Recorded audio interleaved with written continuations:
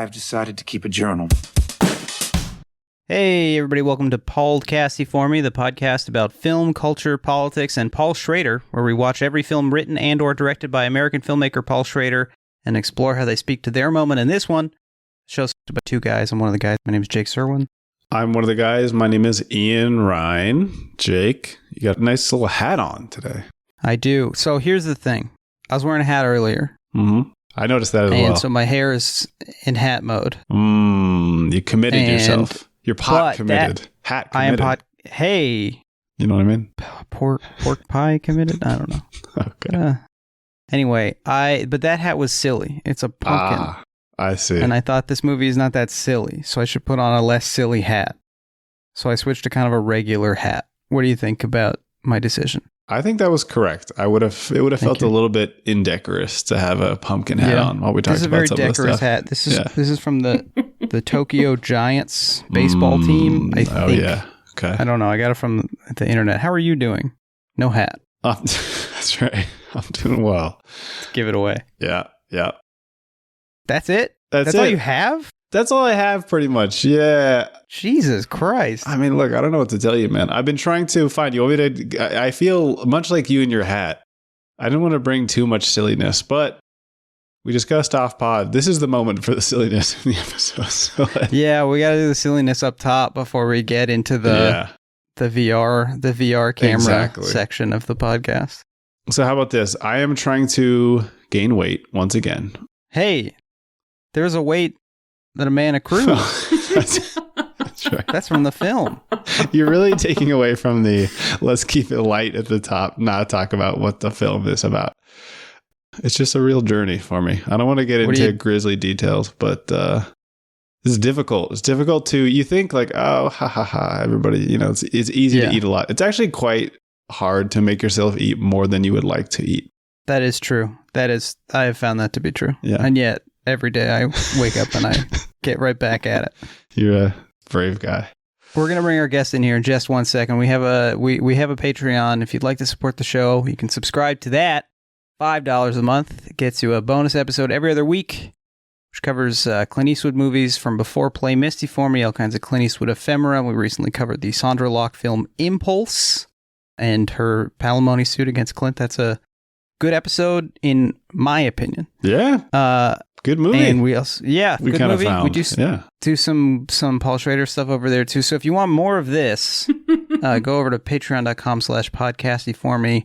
I don't know if Patreon takes Iraqi dinar, but it's worth a shot. Do you remember when all the Trump guys thought that Trump was going to somehow revive the Iraqi dinar? So they were all buying dinar on currency exchanges. No, I missed this. It was like 7 years ago or something. No? Sure, yeah. It's one of those weird things. Let's bring our guest in here. It seems like she's got a lot to say about the Iraqi dinar. Our guest today, very excited to have her. A writer on film and culture whose work can be found at Vulture, the AV Club, Crooked Marquee, RogerEbert.com, all kinds of places. Welcome to the show, Roxana Hadadi. How you doing, Roxana? Hey, Roxana. I'm doing good. Thank you guys for having me. I did not know that Trump story. What a horrifying blast from the past. Yeah, you get the minor stuff is also stupid. Isn't that an interesting reminder? Yeah, he wasn't doing it. One of those pretend things that they all whip themselves up about. A Q adjacent, but currency speculation. Is this in ISIS time? What was the historical moment? Well, that's a question, actually, that maybe we're getting to the upsetting part of this show too soon. I increasingly suspect that ISIS time was basically about an hour, and the rest of what we perceived, what we were told was ISIS time, was just regular extraction time. Is that, Ian, do you think that's right? Obviously you're exaggerating a little bit, but I see what you're saying, that within a year or two we had eliminated most of the top people, I think, and then from there it was. And I call it ISIL because I know a bunch of guys who are operators. Okay. So I say ISIL. I say Daesh. I see. So that people know that I have read some policy papers. Smart. No, very smart. Yeah, if you're saying that it was perhaps a cover for us to continue the types of illegal operations that we were involved in anyway, and we just wanted a chance to escalate them, I think you're right about that. I think that is true. What I'm saying. Yeah. This is a funny podcast for some of it. So you live outside of Baltimore. What part of Maryland are you in? I am in Columbia, which is the town that like Edward Norton's great-grandfather made.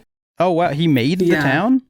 Whoa. Yeah, it's like a whole like planned community. They bought up like all this farmland and they were like, we're just going to make this like... Was he like an industrialist? He sort of was, I think, yeah.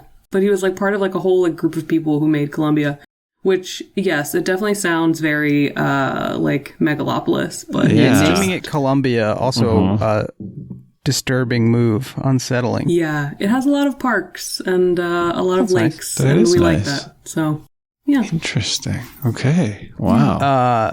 I spent a lot of time in the DC metro area, so I heard Maryland, and I got excited, and then I realized I don't know anything about Maryland. I'm fucked. I was going to say, what part of here. the DC metro area? Just like the district? Springfield, Virginia, end of the blue line. It's fine. Totally fine. The outskirts of the metro. Yeah, and this movie was giving me, especially when you see John Gordo's house, getting some real flashbacks to the Nova, the very spooky Nova houses. suburbs. Yeah. Oh yeah, like he could live in the Americans neighborhood. Oh yeah, absolutely. If you guys watch the Americans, yeah. Yep. Oh, I've watched the Americans. Let me tell you a little bit about me. Basically, an activation phrase for Ian. There you go. Do not say Justified or Deadwood or this thing. Up in here very quickly. Well, you're primarily a TV critic right at the moment. Is that right? So you are basically. I'm just gonna roll my chair away from the microphone and let you guys have at. I don't know nothing about the boob tube, but Ian over here is a grade A boob. I don't know how else to put it. This guy loves TV. I love a slow burn story of a marriage. What's wrong with that? Yeah. You love watching, what was it, 60 episodes? I'm trying to remember how long The Americans was. Might have been more, but I think you're the ballpark for sure. Yeah. I put on the report the other day based off a recommendation from your review. Well, it wasn't recommended necessarily, but your review of The Card Counter mentions the report.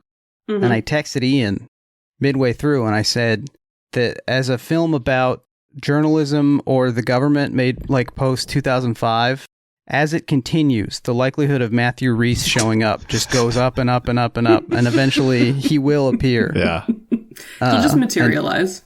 Yeah, and he does. He's like a New York Times reporter or something, who's like the guy who shows up for the main character to say, I can't tell you that.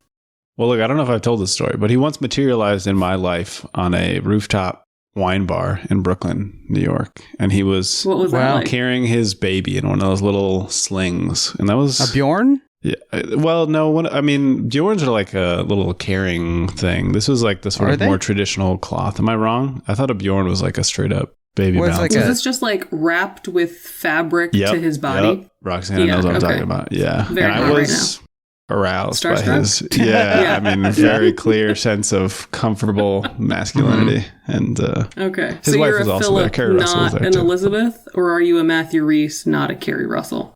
Oh, I'm a Matthew Rhys, not a Carrie. Well, I like them both, but probably a Matthew Rhys over Carrie Russell. But in show, I'm obviously going to opt for the loyalist to the great socialist cause. Of course, you're going to be an Elizabeth over a Philip. Yeah, right. Are you watching Carrie Russell's Netflix show? I have not seen it. I do feel a certain amount of responsibility to watch it, but have you seen it yet? What do you think?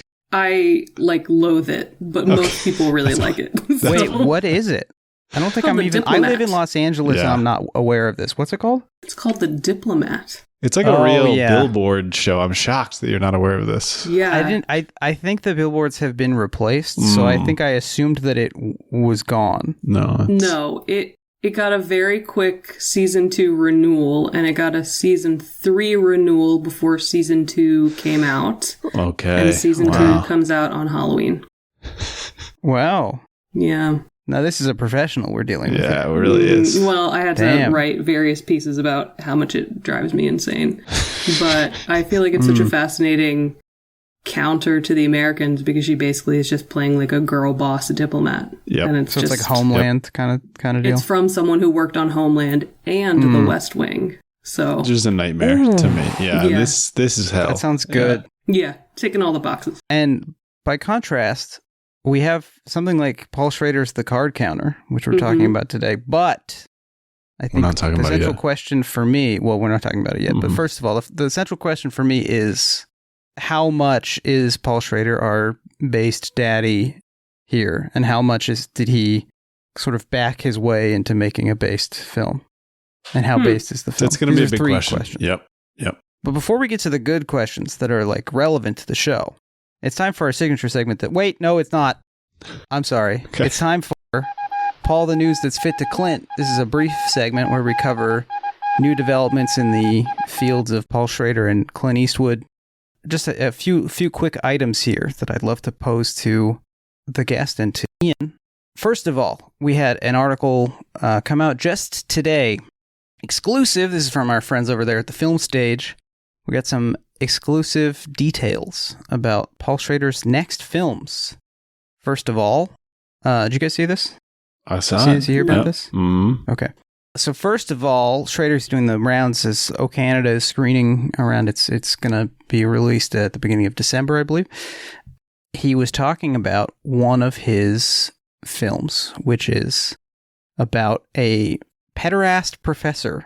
I hope the film is called Professor Pederast. I don't think it will be. I hope it's not. Me personally, I hope he can muster up some enough creative energy to think of something else. Is this the thing he wanted? Is this what he wanted Spacey for? Remember how he was trying? He was talking up. Beat me to the punch Spacey here. This is my problem: is that if you follow the separate Schrader podcast that we host, sort of silently between ourselves, which is just keeping up with his Facebook profile, which you can visit at facebook.com/Paul.Schrader.900. Correct.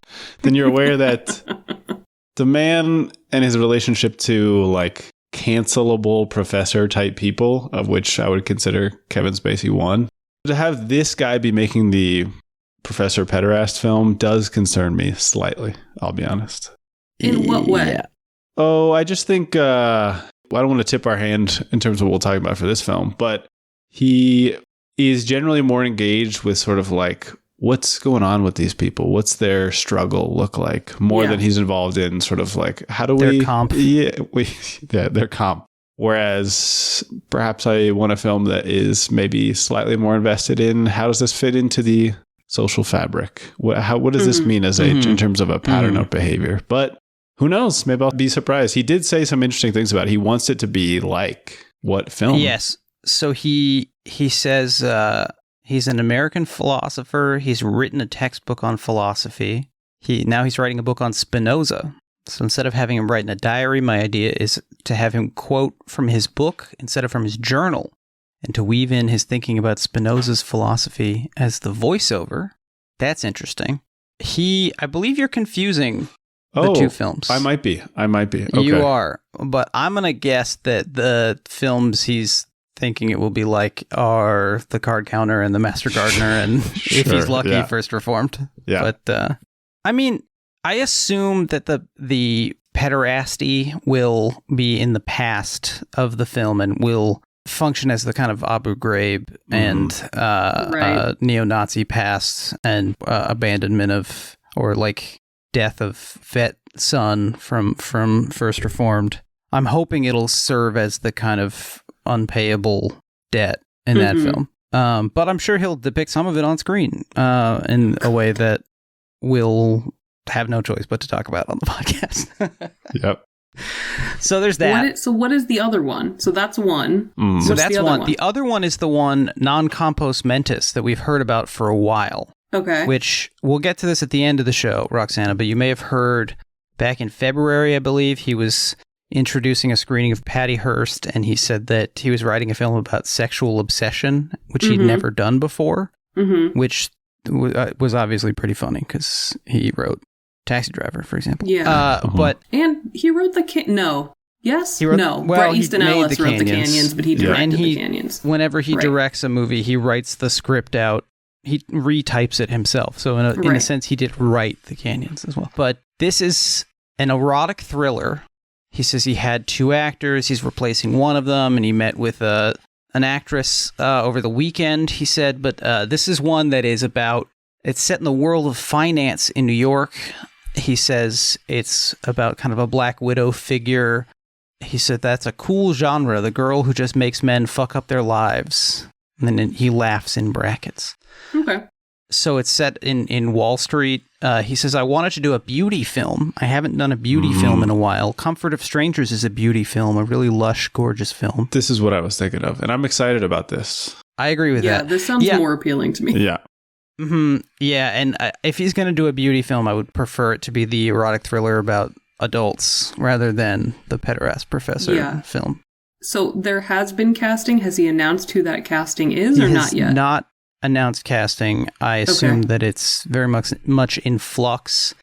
And he says, of course, our attitudes towards sexuality have changed. Back in the day, people would buy a ticket to see a woman's breasts, but that day's over.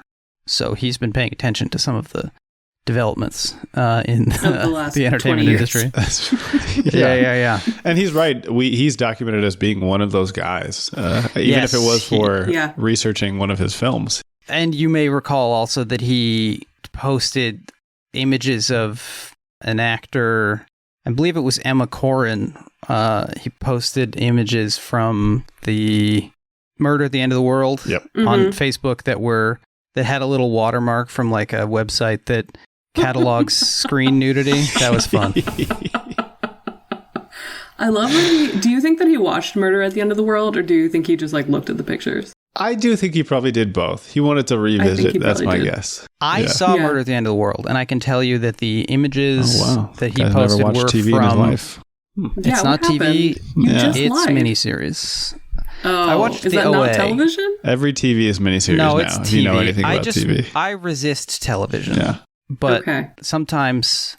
Are you one of those cinema people that just thinks like television is like a lesser form? Here's the thing: is that I have yes, but but I'll explain in a way that I don't think makes me look good. Cool. How about that? Great. Which is that I have the compulsion where I need to see all kinds of movies. I feel like I need to see movies for some reason. I don't know why. But if I'm watching TV, that takes away time that could be spent seeing. Like I could see so many movies in the space it would take me to watch TV. So I believe that some TV is very good, but I can't take it's so much more of a time investment to find out than it is to watch Warlock with Julian Sands because that's over in 2 hours. This is a general, I would say, like film critic ideology. I don't think that you're alone in that, but I do think the line becomes, is it because you think TV is inherently not as good, or is it like a pacing issue? And it sounds like it's a pacing issue. It's a little of both. Oh, okay. But I was trying to make it better for you, but you just... you were being very generous to me. Let me rephrase. I think I enjoy a lousy movie more than I enjoy lousy TV. So I think the risk, if we're talking about risk today, this is about gambling and stuff. I think if I get to the end of a TV show and I think, well, that was kind of a waste of time, then I'm more pissed off than if I get to the end of, well, I don't want to throw Warlock under the bus. It was fine. Yeah. But, that was the most recent piece of junk that I threw on. And, that's one evening. And I know whether or not I feel that I've wasted it. Okay. It's got Richard E. Grant doing the world's laziest Scottish accent. It's pretty cool. He's digging stuff up. That's cool. So, yeah, I'm excited about these films. I'm excited the man's making films. I'll say that. I'm excited the man's making films. Yep. It seems like they both have some momentum behind them increasingly. I don't know how much Oh Canada cost, but I know this film cost less than the film we're talking about today cost less than First Reformed, and then Master Gardener cost less than this. So I don't know if he's on the way back up budgetarily. Who knows? I feel like Elordi could not have cost that much money. And I feel like Richard Gere would accept less money to work with him again. Mm-hmm. Yeah. Yep. Yeah. I don't know. Yep. I don't think it really cost that much. Watch us pull it up and it's like $30 million. Right. But I don't think it was that much money. From what I've heard, it's a lot of people in rooms and stuff. So he knows how to write for that's cheap. A budget. Oh, yeah. Speaking of men in room. No, and then bit of Clint talk real quick. The demon David Zaslav has struck again. Yeah, this is as we speak. Juror number 2's release is imminent. I believe this episode is coming out the day Juror number 2 releases. I was about to say wide, and then I held my tongue because they're putting it in maybe 50 screens. This is so weird. It's so weird. In the US. I can't figure out why they're doing it like this. We knew the weirdness of like the Wile E. Coyote type stuff, but this seems even stranger. You're not even doing the tax write-off. You're getting the This seems even stranger. I agree. It's like, I don't know what it is in the contract. I do wonder if in the contract it was like theatrical release guaranteed, and they've figured out the like worst way to do that. Yep. Or a bump up in pay based on release size or something. Yeah, for sure. But even when you have that kind of language, like I'm thinking about like The Instigators and Wolves, which were both on Apple TV this year. Apple TV at least did like a ton of ads that were like, and then you can watch it on our streaming service. But Juror Number 2 does not have like any of that language, right? It's just like, it might be coming out near you. It probably isn't. No, you're totally... I mean, I live in Mexico, and the talk on the forums is just, will we see this movie? Will it come to our country, period, at any point? Right. I've been seeing a ton of people saying, like, people who would go to bat for this, who would post constantly about this film, saying, like, the nearest theater showing Juror Number 2 is 5 hours away from me. Is it just New York and LA, or is it nationwide, but, like, really random? It's nationwide, but really random. But the weird thing is, and Canada is also pretty sparse. I know our friend Jesse Hawkins said that I think maybe the only theater in Canada showing it is his like local Toronto movie theater. Mm-hmm. So nice job, Jesse. But I believe the release in Europe is fairly standard. And so, we know David Zaslav hates Clint Eastwood. Right. There was that story from a few years ago where he said, you know, why are we letting this guy make Cry Macho? And someone said that he's been a longtime friend of Warner Brothers, and Zaslav reportedly said it's not called show friends, it's show business. However, his friendship with Warner Brothers is based on how much money he's made. He did for the studio. None of these friendships are like you guys are neighbors or you met at the PTA. It's like you made money for them. Like that's what the friendship is. Made money and award nominations, the two things studios supposedly care about. Repeated, he won 2 Best Picture awards for Warner Brothers, was nominated for a bunch consistently, like I think Sully and American Sniper, maybe Jersey Boys also, like I don't remember. But he was, you know, he was one of those guys like a Scorsese or a David O. Russell or something. I mean, not that those guys are comparable, but where their new movie was likely going to get a Best Picture nom. And yet Zaslav, I think, just like hates the old way of doing things so much that he's willing to set this movie on fire just to prove that he doesn't need personal relationships. He can just call up Algae Rhythm. Well, I feel the same way, but about Zaslav. So he and I share that. What he feels about the old ways, I feel about him. You're feeling about him. Mm-hmm. I mean, it does seem very similar to, like, the Netflix party line, which is that we don't need theaters.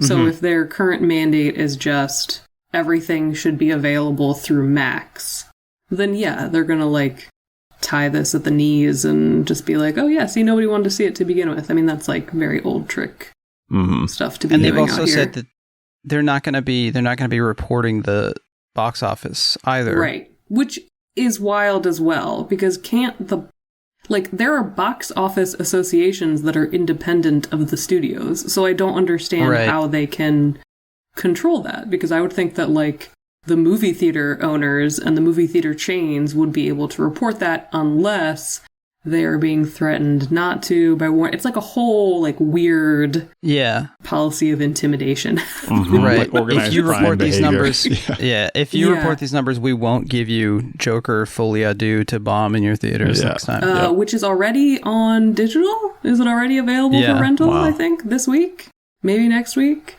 I want to apologize to anyone that I accidentally said Joker number 2 to in the past couple weeks. I'm just like, I can't keep Juror number 2 and Joker Folie à Deux separate in my head. I will not say the full name of that movie. It's like not worth my time to do that. I'm sorry.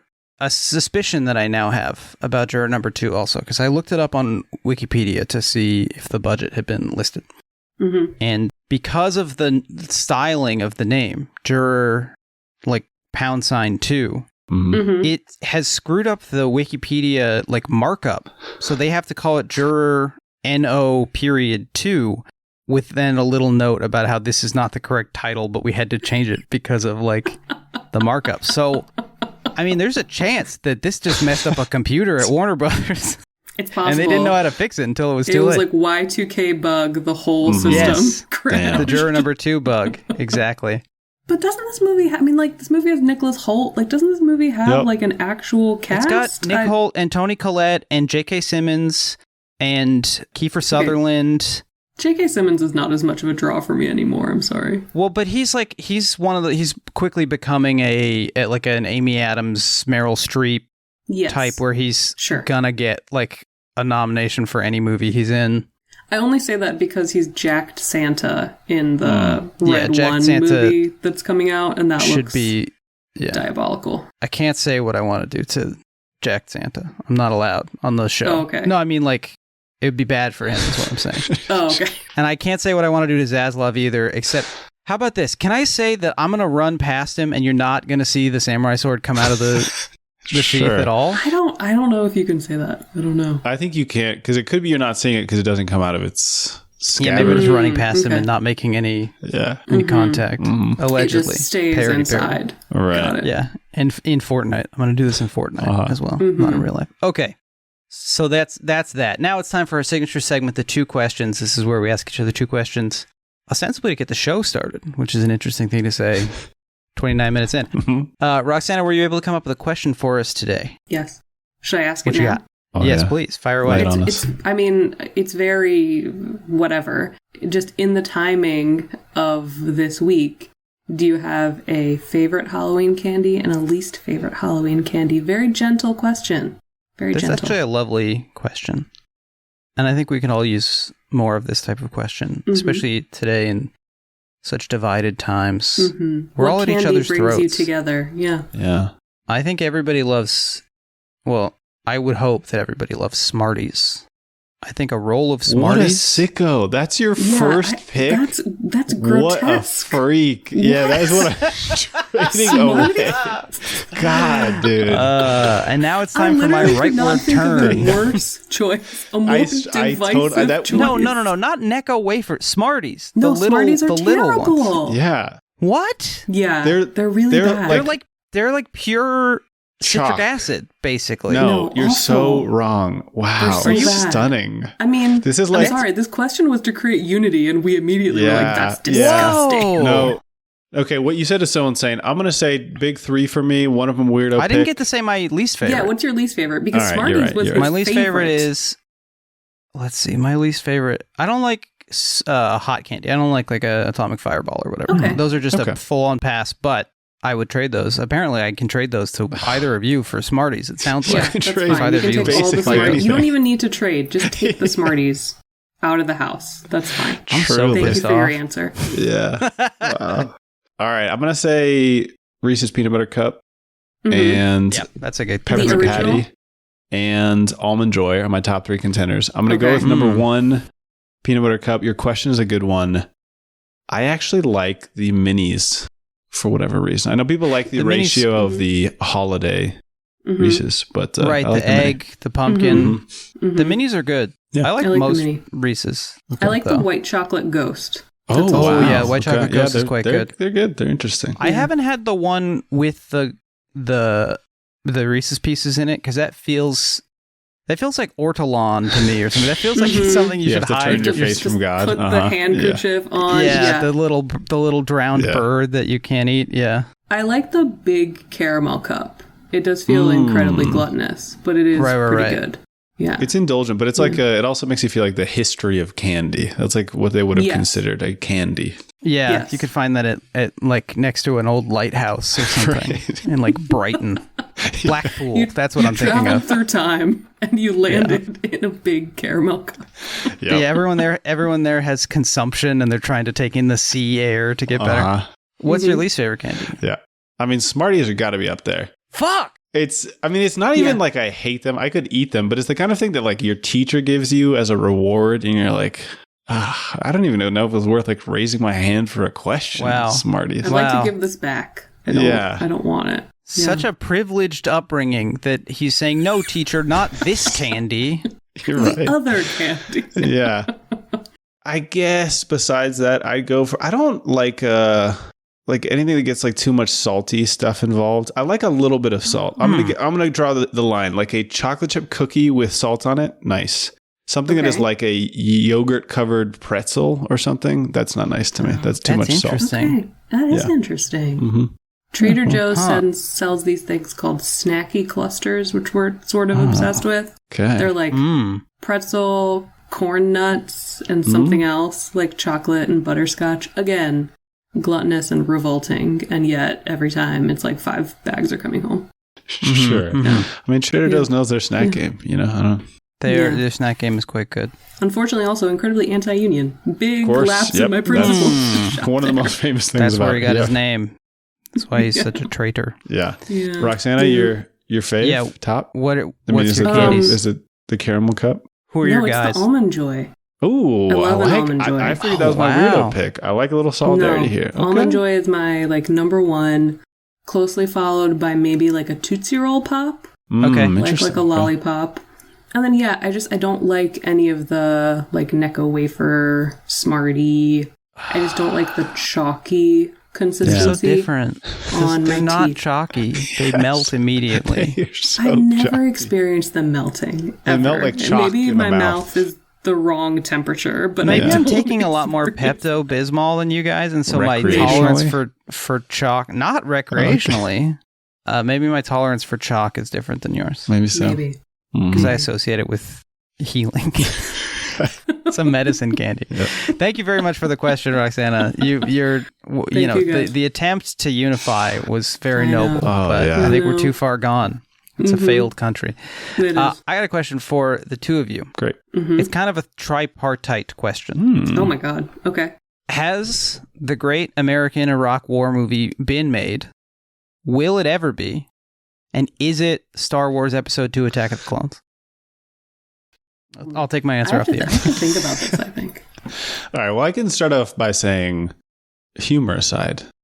Number 3 is obviously no. And it's the type of thing that when it gets posted on the internet, I do have to wonder if these people have experienced real suffering in their lives. And maybe whether they should. It was a little goof. Yeah. It has some interesting things to say. Oh, yeah. At least about the way some people were feeling about the Iraq War. Yeah. But it's I at least feel like it was made by one human person. That's rather true. Than the new 3, which feel completely disjointed. You can feel like there was a guy who was really pissed off when he made this movie, and that is something. Yeah. But as for the first 2 parts, Ian. I think the answer is no, and I now say it more confidently because we've watched a bunch of Iraq War movies and revisited a bunch of Iraq War movies between this and our American Sniper episode.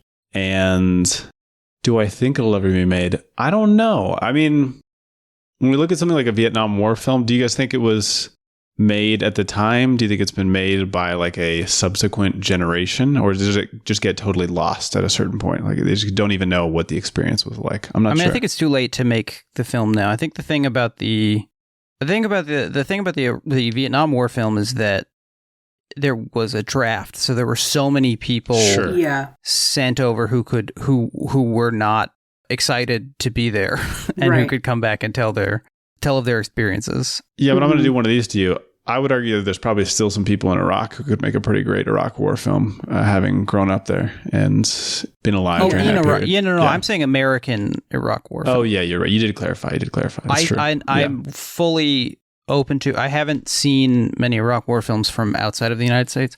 Fully open to and expect them to probably be better.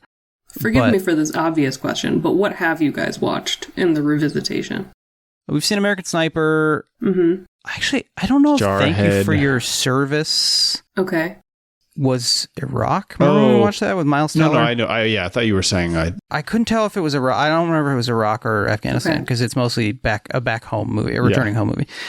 Billy Lynn's Long Halftime Walk, which is pretty good, actually. Mm-hmm. Or very interesting, at least. Jarhead. Hurt Locker, In the Valley of Allah. Mm-hmm. What are some of the other ones? I haven't seen The Kingdom. Actually, I don't know if that's in Iraq. Did you guys do The Messenger? That's also a coming home movie. Oh, is that the Woody Harrelson one? Yeah. I have not seen that. I've seen The Messenger. Yeah, you're right. I guess I think of that as just kind of like a general American war film, but it is an Iraq war. It's a general forever war film rather than an Iraq war film. Okay. So, that's interesting. But I don't think you're wrong. Our friend Aaron from Hit Factory suggested, I was talking to him about Iraq war movies, and he suggested Kingdom of Heaven, which I have not seen. Mm-hmm. Kingdom of Heaven would probably be mine. Yeah. Just because I think, this is a bold claim. I like The Last Duel, but I think Kingdom of Heaven is like the last masterpiece Ridley Scott made, the director's cut at least. I think it is one of... We talk a lot about how people don't make sense, right? Like people's ideologies are not uniform anymore. But Kingdom of Heaven is shocking for me, and how even-handed it feels as a portrayal of the Middle East and Islam in particular. And I don't understand how Ridley Scott made that movie and also made Exodus. Yeah. And or Black Hawk Down. So it's just it's fascinating and also demoralizing. But Kingdom of Heaven, a beautiful, actually Orlando Bloom's Vacancy sort of works. Ava Green's great. Edward Norton's great. It's very good. I haven't seen it since I was a child and it came out, but every time I hear somebody I respect talk about it, I get excited to go back. I haven't seen it. Yeah, I gotta check it out. The director's cut's 3 hours. It's worth your time. Okay. And I also just think it's one of the last movies. My colleague Bilga Abiri was talking about this. We've lost the ability to make movies at a certain scale. Mm-hmm. Napoleon and all these other big war epic movies. You no longer get the sense of this is a real place with real things happening. You feel the visual effects of it. And Kingdom of Heaven is so before that I think you still get the sweep of a David Lean or something like that. It still really comes through. So yeah, Aaron's right on that, I think. I hate it when he's right. Speaking of Ridley Scott, who plays Bassam, the CIA field operative in Iraq in the film Body of Lies.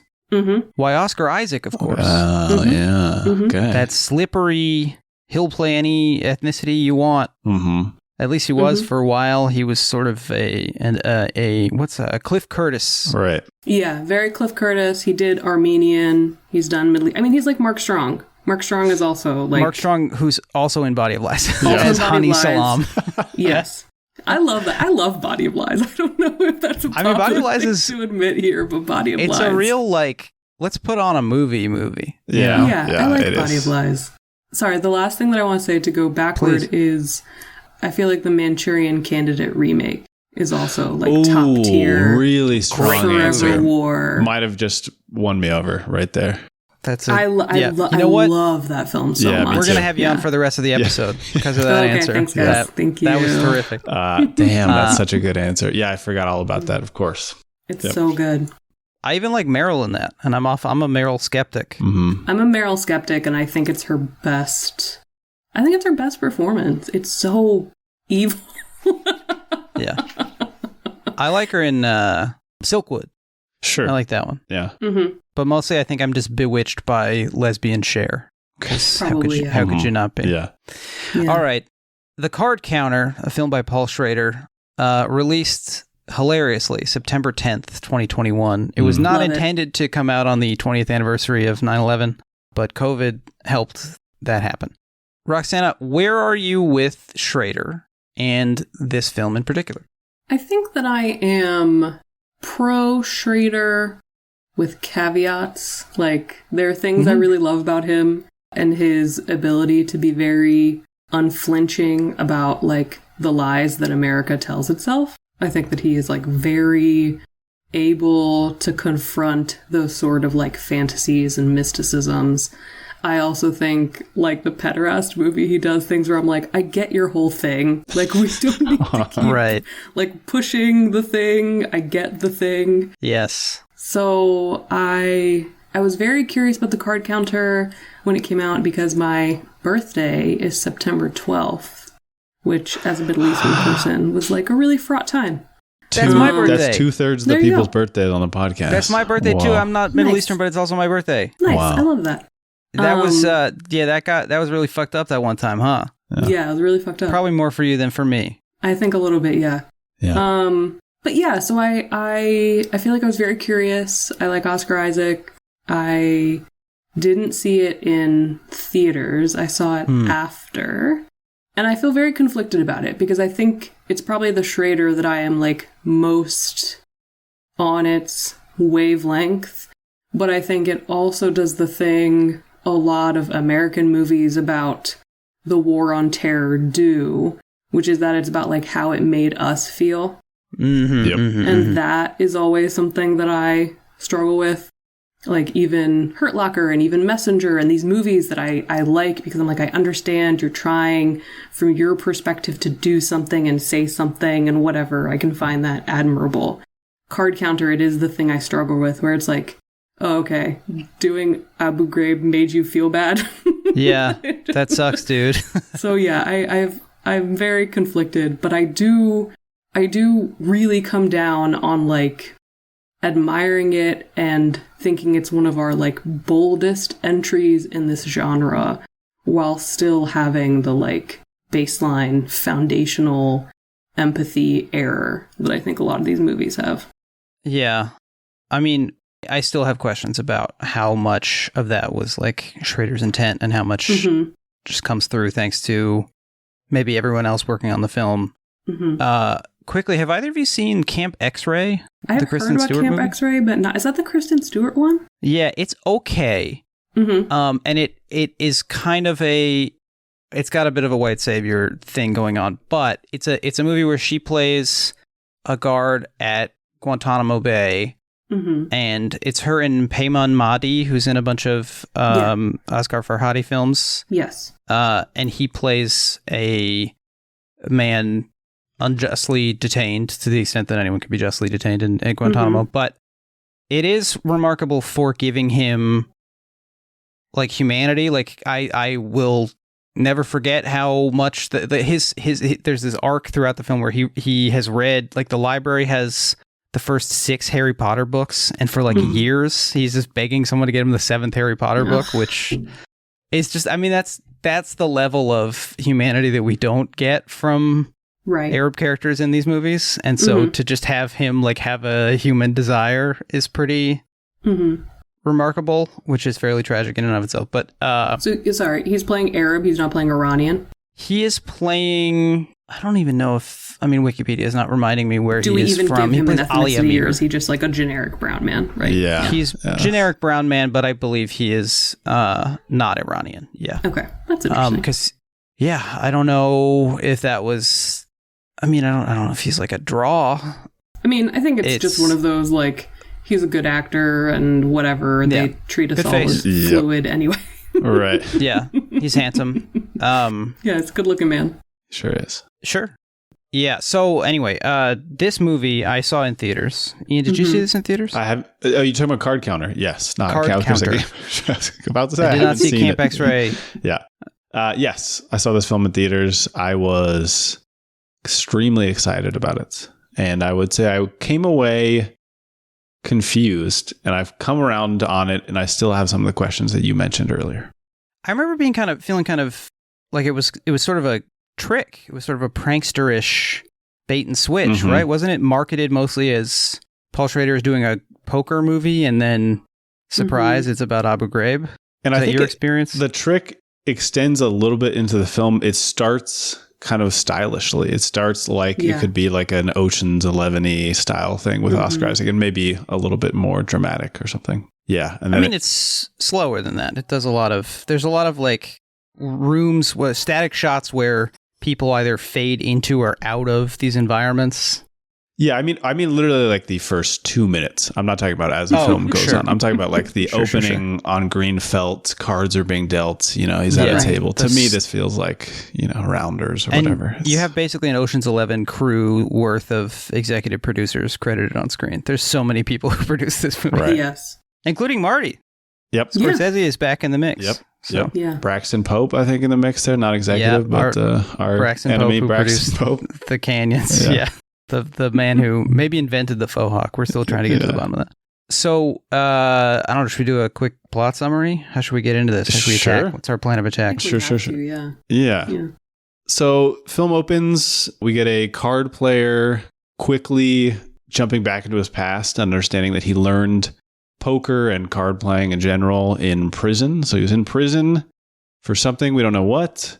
And now he is successful at gambling at seemingly like low to medium stakes. Pretty shortly into the film, we see that as he goes around, he seems to go from like, again, card room and kind of shitty casino in the Midwest or Florida or wherever to the next one. He keeps a low profile. He's sort of like hyper routine oriented and has strange habits in covering his hotel room in sheets and things like this. Mm-hmm. And offers of like a bigger life, a more successful gambling career coming in the form of Tiffany Haddish's character, who offers basically to back him or to get somebody who can back him so he could go play in the World Series of Poker. And he turns this down because, as far as we can tell, he likes to keep a low profile for whatever reason.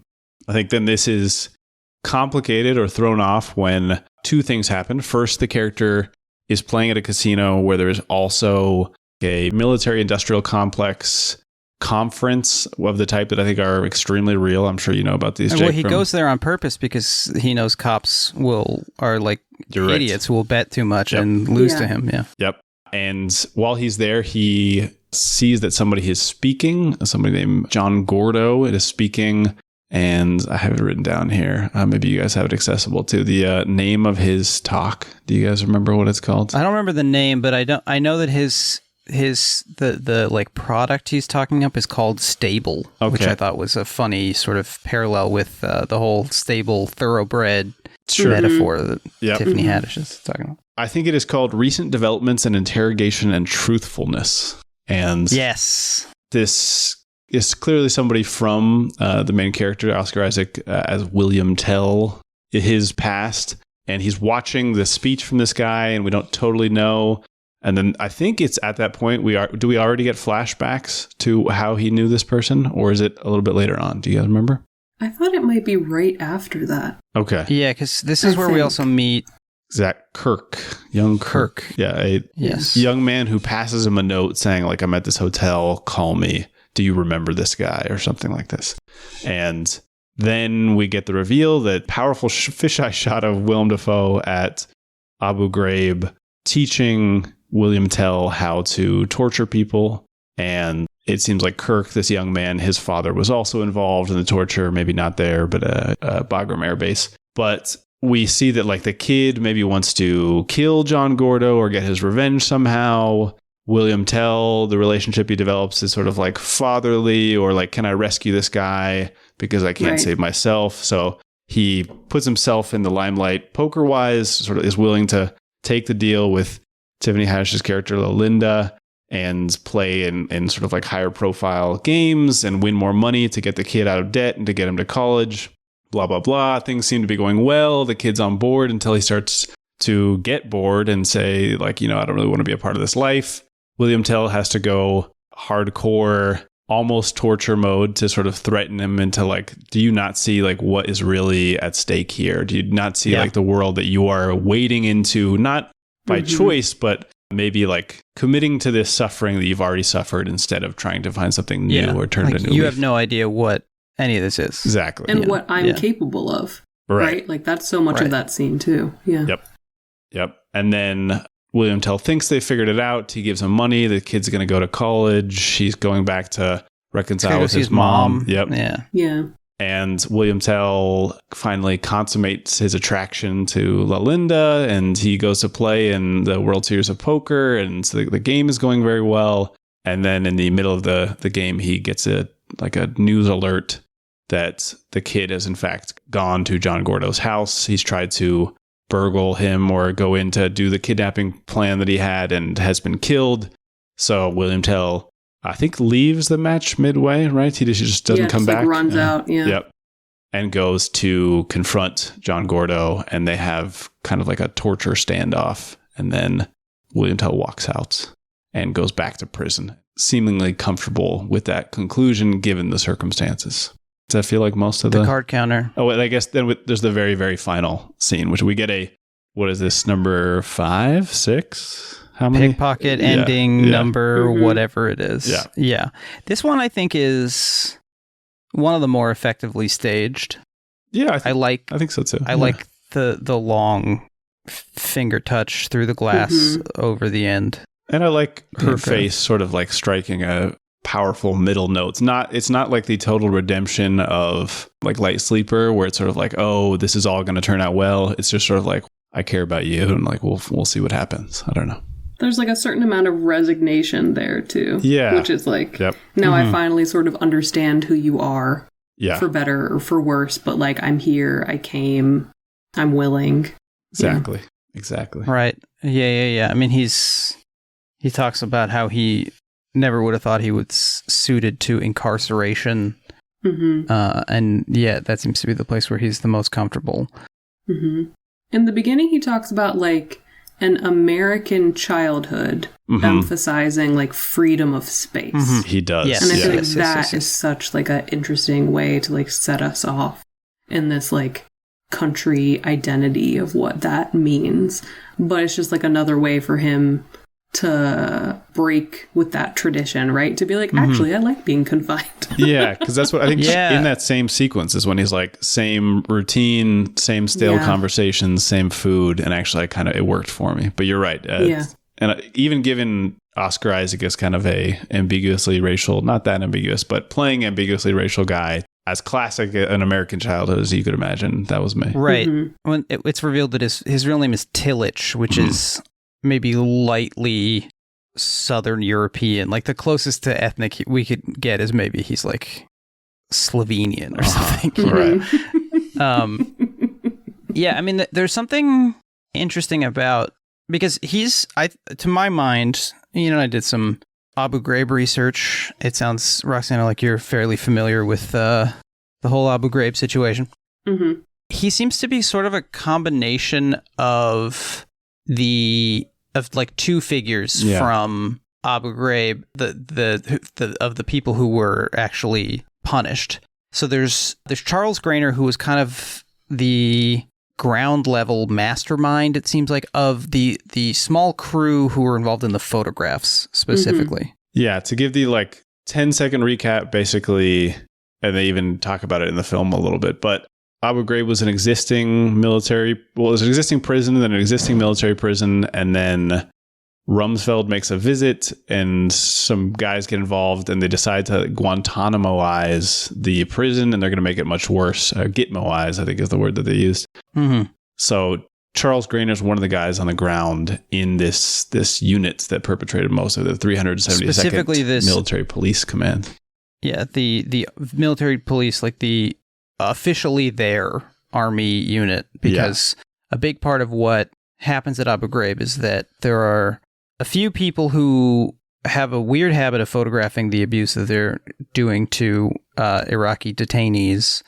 But it seems like primarily they got ideas, maybe orders from MI guys, military intelligence guys, also guys from what they call OGAs, other governmental agencies or outside governmental agencies. They, I think, by name talk about the CIA, the FBI, DIA, Task Force 121, and then foreign government services also. And then contractors. Exactly, some private contractors who are of which there as John well. Gordo is one. Yeah. I believe. Right. He's and referred to as a contractor. This is like the connection with the report, right? Because the report goes really all in on like these outside contractors who basically engineered the like torture program and made like 80 million, insane amount of money off of it. The report, the Scott Z. Burns film with Adam Driver and Annette Bening, depicts basically two. They're kind of like the McPoyle brothers from Always Sunny or something. Honestly, kind that's of mean like, to the McPoyles. That's an insult to the you're right. McPoyles. They're these two weird, ostensible psychologists or psychiatrists or something who are like fuck up academics who are clearly like not respected within the field, and they're so skeezy. Yeah, who like engineer this scheme essentially. Yeah, as it's described in this film, they kind of like reverse engineer it from like a program within the military to train soldiers to resist interrogation. The SEER program. Do you know when we've talked about the SEER program on this podcast before? Isn't isn't Spencer Stone That's exactly in right. Sear He's what he wants to be. 1517 to Paris? Yes, yeah. in the great Clint Eastwood film 1517 to Paris. He wants to be in Sear, but basically I think like flunks out. I was really thinking, like, is this a Jason Bourne thing? Like, where have I heard this? No. No. This is it's Clint. It's Clint. The real man, Spencer Stone. Yeah. Mm-hmm. Right. So there's these military contracts. I think CACI, International, and Titan Corps are the real ones. And by the way, CACI is currently still being sued by former detainees from Abu Ghraib. There was like a trial date in April of 2024. Yeah, because their claim, which was exactly the reason the military brought these people in, is that if they're doing things on foreign soil, then they can't be prosecuted in the United States justice system. So this was not like accidental, very intentional. And their argument to this day, I think, is exactly. And their argument is, if anything happened over there, that was the choice of our employees, like unrelated to what we assigned to them, which obviously is like so absurd that it doesn't even bear talking about. The idea that you had rogue employees who were teaching people how to torture or like conducting torture in Iraq. With like specific programs of education. Yes, exactly. Yeah. In their spare time, they came up with this orientation session. Yeah. Absolutely. But, and this makes me feel like the end of The Other Guys and then all of The Big Short. No one got punished except for the highest rank of a enlisted person who was punished for the Abu Ghraib torture was a staff sergeant. And a staff sergeant is the rank that Spencer Stone got to, the fuck up from the 1517 to Paris. So, you know, nobody got in trouble basically. But one of the people who did, who was referred to as a bad apple, and I've been reading this book Homeland by Richard Beck. Great book. New book. Enjoying this book very much. It's about something that happened the day before Roxana and my birthday, actually, and the ensuing years. But he points out that no one in the military seems to understand that the phrase "bad apple" refers to a bad apple spoiling the whole barrel. Yep. So you can't take them out. Right. Once you find out that they're bad, they've already ruined it. And in this case, also the bad apple was a former prison guard in the United States who had a reputation for being a piece of shit in the United States, had like several outstanding warrants because he had domestically abused his wife and was involved in a racism scandal at one of the prisons he worked at. So this was not like, what we just like didn't know. Like we just put these people in there and something crazy happened. So this guy's name is Charles Greiner. Yeah. Charles Greiner. He's the guy not sending our best. Is that? Yeah. That might be what I'm saying. Yeah. Well, somehow when we stopped doing the draft, the people who signed up were maybe even worse than the people who were forced to go over there. Not that everyone who enlists in the military has every choice in the world now. But yeah, it seems like our best and brightest are not to be found. So Greiner is the one who gets the most prison time, something like 10 years. Yep, he's out. He's out, yeah. But he was not able to, the military would not allow him to be interviewed for the Errol Morris Film Standard Operating Procedure, which is, I would say, a medium good documentary about, as far as Errol Morris films go, about the prison scandal, in which he basically doesn't ask anyone if they felt bad about doing this to people. Yeah. I think it's also medium good in that sense where he's not nearly confrontational enough for my taste, but credit where credit's due. There was like a scandal at the time because he had paid some of these people, but he talks to almost every person like famously involved in this. All the people in the 372nd who got brought to trial, plus Karpinski, the brigadier general, all these people. So even if he's not asking the right questions, it's a fascinating document. I do recommend it. It still access. Yeah, exactly. Yeah.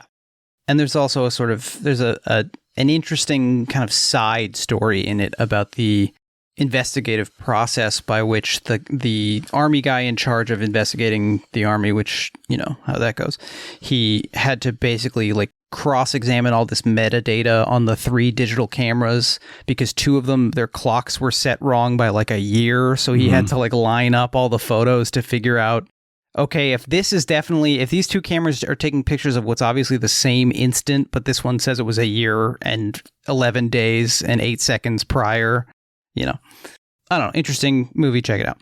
But there's two people who I think Tell is based on. One is Grainer, who seems completely unremorseful and should. We try not to say stuff like this on the show, but he might be better off like feeding pigs, like with his flesh or whatever. And then Sabrina Harmon, who's a very interesting character. She sure is. She is the one who I believe started photographing. Well, Grainer was the one who started photographing, but she did it sort of like independently, and then everybody was like, yeah, keep going, this is great. It was just part of the strangeness of it. They were taking like thousands of photographs of this stuff. Very Schrader style. The Errol Morris documentary is sort of narrated with her reading her letters to her wife. Yes, I said her wife. Yeah. Already an interesting wrinkle. And the very first one, how's it go? Yeah, I mean... Well, she's talking about how, like, I don't know if we should be doing this. I want to document this so people know what happened here. I think specifically she says, I want people to know the real face of America or something, the truth about like what kind of country America is. And she says like, this is a bad place, this prison, like it's like a haunted type of a place. Right. But then she keeps doing it, and most famously is smiling and doing a thumbs up in one of the photos next to a dead body. A guy who had been beaten to death by the CIA in Abu Ghraib. Yeah, and then they put a bunch of bags of ice on his body because they didn't know what to do with him. Because if they like carted a dead body out of the prison, they thought that all the other detainees would riot. Yeah, which I think they would be totally justified in doing. I would also do that. So she is remorseful. She went to prison as well. Weird connection. Sabrina Harmon is from Northern Virginia.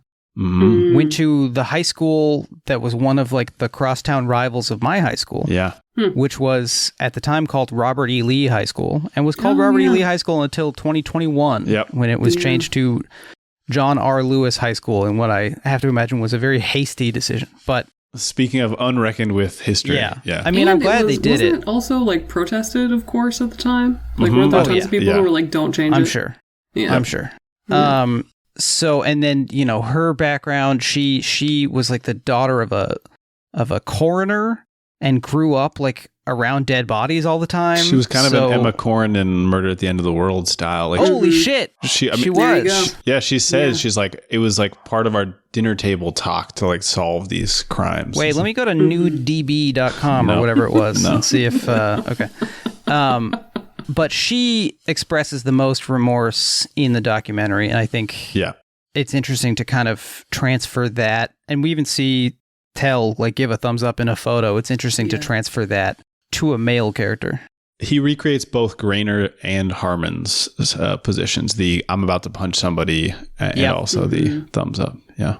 This is a potentially silly question, showing that I probably should have done more reading for this before. But that's okay. Has Schrader like gone in depth about this? Like, has he gone on the record about the degree to which? Okay. Well, depth is an interesting question, or interesting term. It raises an interesting question. Yeah. It raises an interesting question. So he says, this is from an interview he gave to The Playlist. And the interviewer says, the release of the card counter feels timely. Do you think the recent events in Afghanistan will cause audiences to look at the film in a different light? This was, I think, shortly after the extremely hasty pullout from Afghanistan. Yeah. I'm writing in Joe Biden, by the way. Just want to put. I'm not doing that. You're so stupid. It would be funny though. Wouldn't it be funny to do? Like if you weren't going to vote for Kamala for totally legitimate reasons, wouldn't it be funny to write in Joe Biden? I just think that would be a funny bit. Anyway, so they ask if he thinks recent events will cause audiences to look at the film in a different light. He says, not much different. I never really thought of it that much as a political film. Then, because of Afghanistan, people started taking it as one. I was attracted to Abu Ghraib because I was looking for something that the audience could understand, something that would almost paralyze somebody with guilt, something that is close to unforgivable, where it's not merely that you're harming somebody else. You're putting a stain on your nation, and long after you die and everyone else dies, that stain will remain. I was trying to find something where the audience would say, yeah, I can understand why after 7.5 years in jail, he still feels guilty. So that's why I went to it, not out of any political thing. But I do believe the success of the film is because people need a handle, and that became a handle. So Yeah. And I've heard him say that elsewhere. Schrader has like juicy answers that he likes to repeat. If you read enough interviews with Schrader, you will find that he's got his points. Mm-hmm. And he's said this in a number of places. And there was no follow-up that was like, how could you not think this was political? No, I don't think so. I mean, he's an interesting feller, and this brings me to my biggest. I've come to a realization, I think, because when we started, we used to talk about Clint Eastwood films, and then when we were looking for who to talk about next, I thought Schrader would be an interesting guy because his politics are also thorny and hard to parse, get at. But I thought of Eastwood as a guy who says like 3 words a sentence and won't tell you what he's thinking, and it's all there in the work, and you have to find it. Mm-hmm. And I thought of Schrader as a guy who never shuts up and tells you exactly what he's thinking. And but like what the references are, the poetic references, and the Dante, and the whatever else. The art references, the filmic references, like all of the stuff. Yeah. And for example, in this one, he says like they did the Diary of a Country Priest aspect ratio for First Reform. So for this one, they wanted to do the Ohazard Balthazar aspect ratio, but that's just like the European standard ratio. So anyway. Sure, yeah. But I think what I'm realizing with Schrader is that he'll tell you a lot, but he's not actually saying anything. Correct. Yeah. So you still have to like tease out what the film is actually articulating. Yeah. I think he maybe doesn't even know intellectually or can't articulate directly what he's getting at, because I don't think you can make this film without he says later, or in another interview, this is with GQ, the problem started to define itself, that we live in a culture where no one is really responsible for anything. I didn't lie, I misspoke. I didn't break the law, I made a mistake. I didn't touch that woman, I just had bad judgment. I come from a culture where it's just the opposite, where you're responsible for everything. I sort of imagined myself as someone who did something that can't be forgiven. He sort of imagined himself that way. He went to jail, but he still hasn't been punished enough. And what did he do? How does he keep punishing himself? So it's clear that, like, at least from his Calvinist upbringing, it's clear that he understands, he has some sense of morality. And, like, this seems like a movie that's angry about, that knows that Abu Ghraib was bad, you know? Right. Yeah. I wanted to launch it at Roxana first because I'm curious. Wait, is this the question launch?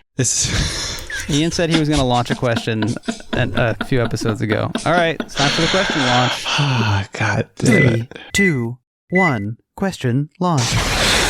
Jake really does have a sound effect that goes like that. Yeah, it has to go in there now. All right. My question for you is, do you think, I mean, I assume you've wrestled with questions of like artistic intention, does it matter, all these things. I mean, you can address that also, but I guess to be more specific, if somebody is making a film about these questions, and maybe there's somebody like Schrader who I contend is more interested in like how it affects the character or how it affects the viewers' questions about their own guilt or something, and maybe doesn't think that much beyond that, do you think that precludes it being a successful film about politics or about America? Great question. I don't think it does. I think, forgive me for this being potentially pretentious, but like speaking to filmmakers now every so often, like about their work as part of my job, I think you get the sense that we all have, again, that like, I think a lot of people's politics in this country don't make sense. Like, I think a lot of people have like very disparate understandings of like ideology and praxis and how religion plays into that and how like the American of it all plays into that. So I'm not necessarily entirely surprised that Schrader would not outright say, I wanted to make a story about like the stain of the American military, right? Like, I'm not surprised that he thinks about it in like highly individual terms. That's just like the kind of guy that he is. Yeah. And I feel like a few years ago, I would have told you, yes, every filmmaker should be very explicit about what went into their film, and like it only is successful as a political film if like X and Y line up. But I think more and more just accepting like within our political time and within parties that don't seem to have coherence anymore. Mm-hmm. I think I've just had to change that and accept that somebody like Schrader, and for me, like the person who does this the most is somebody like Scorsese, where I think this very strict religious childhood for me functions as politics in their work. And they might not be very clear about that, but I do think the question in this film of like, what is the stain on your country? Like, he might phrase it like that, and to me that seems like you're sort of erasing the people who caused you to do that. But the film itself isn't erasing them, right? So I still think that the film is like very effective in showing you all of these things about like the impressionable people who make it into the military and how easy it is to convince someone to do something horrible because our country is just built to allow you to do horrible things and like get away with them. And like, a lot of times I am the person who is complaining about more Middle Eastern representation. Why isn't there a brown person in this movie who talks? But like the dehumanization for everyone in this film is the thing. And I think even if Schrader can't like talk about that in a way that I can put like a gold star next to, it's like there in the film, right? It's there in like William Tell forcing someone else at prison to beat the shit out of him because that's what he thinks he deserves, you know? So I'm sorry, that's a very long-winded answer to your question, but I don't think I think a younger, angrier me would have said one thing, and now the older, still angry me is just a little more willing to cut people some slack, I think. Look, I think that's a great answer, and going back to something you said at the very beginning of the episode when you're thinking about the frustration of telling the stories of the Americans who are haunted by what they've done. Yeah. Jake and I were texting about the coincidence of this coming out. I guess it's not even considered coincidence because these are such regular releases, but the news piece about the soldier in Gaza, the Israeli soldier who was talking about how he can't eat meat anymore because he's bulldozed so many humans and things like this. He had to bulldoze them. Right. And now he can't. Right. For the safety of his country, he had to do it, and now he can't eat meat. Yeah. Right, and how horrible is this situation without any causes or goals or supremacist agendas or anything, just kind of this like hurricane that exists or something. Yep. Which, and again, like that, how much can I fault someone like Schrader for not being able to speak in these terms when that is like the prevailing sense of American media in this country right now?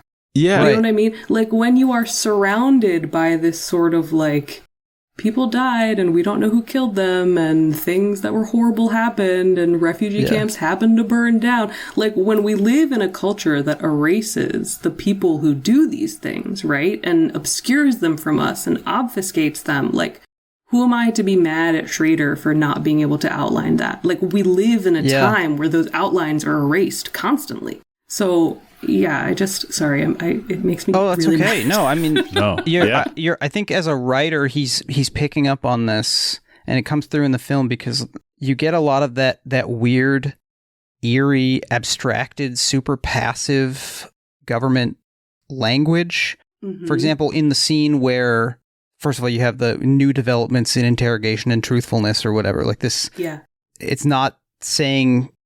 We're figuring out new ways to torture people to make them say stuff. Like that's the name. That's what it's saying.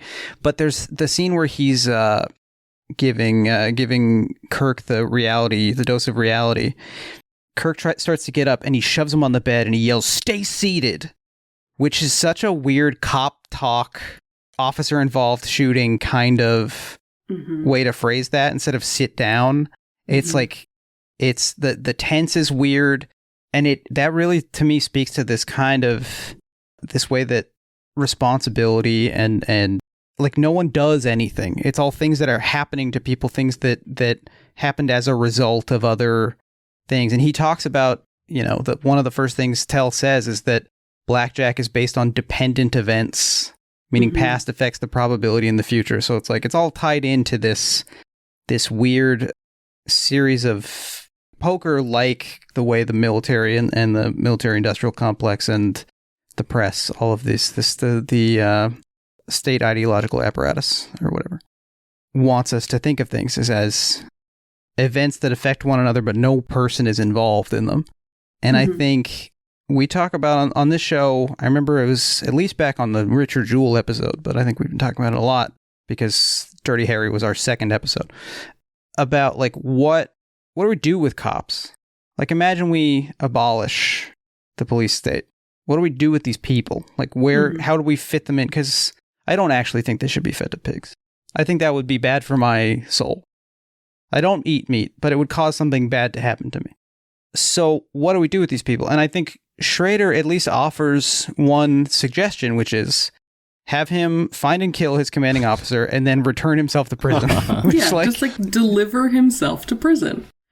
But yeah, I mean, what do we do with these people is such a complicated, thorny, impossible to answer question.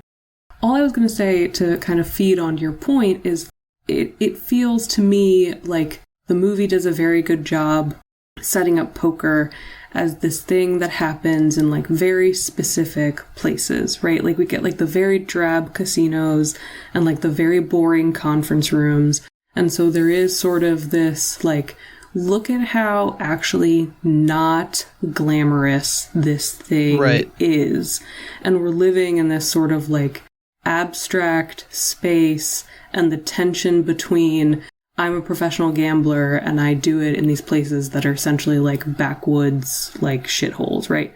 And I am fascinated every time I watch this movie by like the contrast between like how drab and nothing those places are, and then just like the aggressive, unsettling, fisheye lens. You can't escape from this perspective way that we see Abu Ghraib, because I like the feeling that both of these are places that exist like outside of time and space, and like you said, outside of like cause and effect.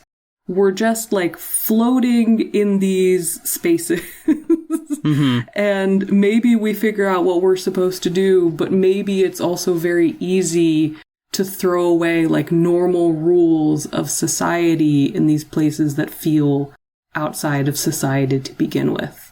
And I think maybe this is like Schrader's best film for me in creating that unsettling sense of like alien space and not knowing how you got here to begin with. You know what I mean? And I'm sorry to bring up a TV reference. That's okay. But to your point of like no real people involved, I do think Succession does a very good job playing with the language of like how do cops and the military and corporations and Fortune 500 companies, like how do they all use this same sort of language to enact their agendas? And I think that, at least from a TV perspective, is something that sort of picks up on this sameness between various arms of American society. I agree with you. Although what's weird is that I consider myself, at least on a large scale, like a determinist, materialist type of person. Like, obviously, I don't believe that people are making these choices in a vacuum. You're like that professor that Schrader read in a movie about. You and I once, fairly early on in our friendship, had a conversation about Spinoza, like walking back to your parents' house in California. I don't know if you remember this. Yeah, I don't remember which guy he is, but you probably do. So I think it's fair to say, like, when we talk about this stuff and the film brings this up, we have to talk about commanding officers. We have to talk about like Rumsfeld, or we have to talk about the history. I mean, I like that the film is saying these things were developed in relation to Vietnam. I read a little bit of this book called A Question of Torture, which is like doing exactly that, following. It's like a joke book, like a Day Buried kind of thing. No, certainly not. It is following like the development of these techniques, not as something that materialized around the time of Guantanamo, but rather something that was developed from Vietnam to Central America, Contra era stuff, to Iran, to, the present day. And the weird position you're put in is, at least for me, recognizing that, yes, these, in some cases, like very young people who were doing the torture, they didn't wake up one day in Virginia and say, I'm going to fly to Iraq and to this place I've never heard of to go do this. But I mean, one of the famous images of Lynndie England doing the finger guns at a bunch of naked men masturbating was taken on her 21st birthday. Yeah, so perfect segue. I was about to bring up Lynndie England, who we haven't mentioned, another of this crew, and I think she's a very unusual example because she's not really like any of the characters in Card Counter, but she was 20 years old. She attributes a lot of her behavior to the influence of Charles Graner, who she was in love with. He was like 15 years older than her. Was very clearly using her attraction to him to sort of like manipulate her and her behavior. Apparently the digital cameras, when they didn't have images of them abusing prisoners, had images of the two of them having sex that he had taken. Yeah, he took pictures of them having sex. He showed those pictures to her parents. All sorts of... Fuck, I forgot about that. Just like... inexplicable. I can't even wrap my head around. Sorry, like, that's the laughter of the insane. No, I understand. Yeah. But that is paired with an article that I read, and also that Errol Morris documentary that you're talking about. But there was a much more confrontational article from Stern, this German magazine, that after she was released from prison, she was just in prison for about 3 years. They went to talk to her, and it starts off sort of doing this, like, look at the context she's from. Her town's like a tiny little town. She works at West Virginia, I think. Exactly. Yep. In West Virginia. Her parents live in a trailer, and they were taking care of her child from Charles Graner while she was in prison. She can't find a job, even at Walmart. And yet they confront her, I think appropriately at the end of the article, saying, like, you've been talking for several hours about your experience, how frustrating you think it is that you guys took the blame. Nobody higher up was ever prosecuted. Do you regret your actions? You've never mentioned, like, do you? She's like, well, I regret that pictures were taken, or I regret that Joe Darby, the first guy, I think, who deserves some credit. He was the person who actually brought this to the attention, I think, of some superiors back in the US and also the Associated Press, and was like, this seems very crazy. What's happening here? And she says that he betrayed us. And she says that, like, frankly, I think most people in the United States would do the same thing that I did, and that she echoes some of the same stuff that other people in the documentary say, which is like, we didn't know what these people had done. We were told what to do. And these people were expressing like hatred of America, and they were expressing aggression. And we were just trying to, follow orders effectively, she says. Yeah, this guy I had detained in a prison was mad at me. Yeah, that's so crazy. Effectively what she says. And she says that people we knew were dying. So like, what were we supposed to do? These were the guys responsible, basically. And she says, I think they used us because that was there before us. The 72nd Military Police Company was pretty much doing the same things we were, only they weren't documenting it. I'm pretty sure that it was the same at other prisons, only there are no pictures. And so she's sort of saying like, well, I can't be responsible because other people are responsible. And I get that to some degree. Like, she's right to point out that it's a bigger deal than just one isolated prison, that we shouldn't be addressing this as like the single stain on America. Some of the research that I did for this was extremely depressing because it's a huge consensus amongst military historians that like, maybe there shouldn't even be a thing called war crimes. Like, it's just a fake idea. We shouldn't even worry about it. So, this is like there isn't like a delineation. Because exactly. like they're everywhere. Yeah. Exactly. Yeah. So, well, they currently seem to be used to mostly punish men who become president of African countries, and that's the only time that they're ever enforced, right? Yeah. Right. And I mean, as we have discussed like during this show, with regularity, there are stories that come out that are like, hey, here are these other horrendous things that happened that the military covered up from you. And it's like, does anything change? Like, it doesn't. Was it the New Yorker last month that had that series of photos of like the village that Marines like murdered everybody in, I think, in Iraq? Yeah. And it was like, here are like women and children that like we just massacred, did a massive cover up, and it took years of whistleblowing efforts and like FOIA requests to result in this. And like, people shrugged. This is what I think is so clever about the Kirk character, is that he like didn't know his dad. He talks about basically learning about what his dad did from the internet. So basically the equivalent of any of us who have not been to war zone, like U.S. war zones in the Middle East. He only knows his dad through the abuse that he suffered at this traumatized guy's hands, basically. Yes.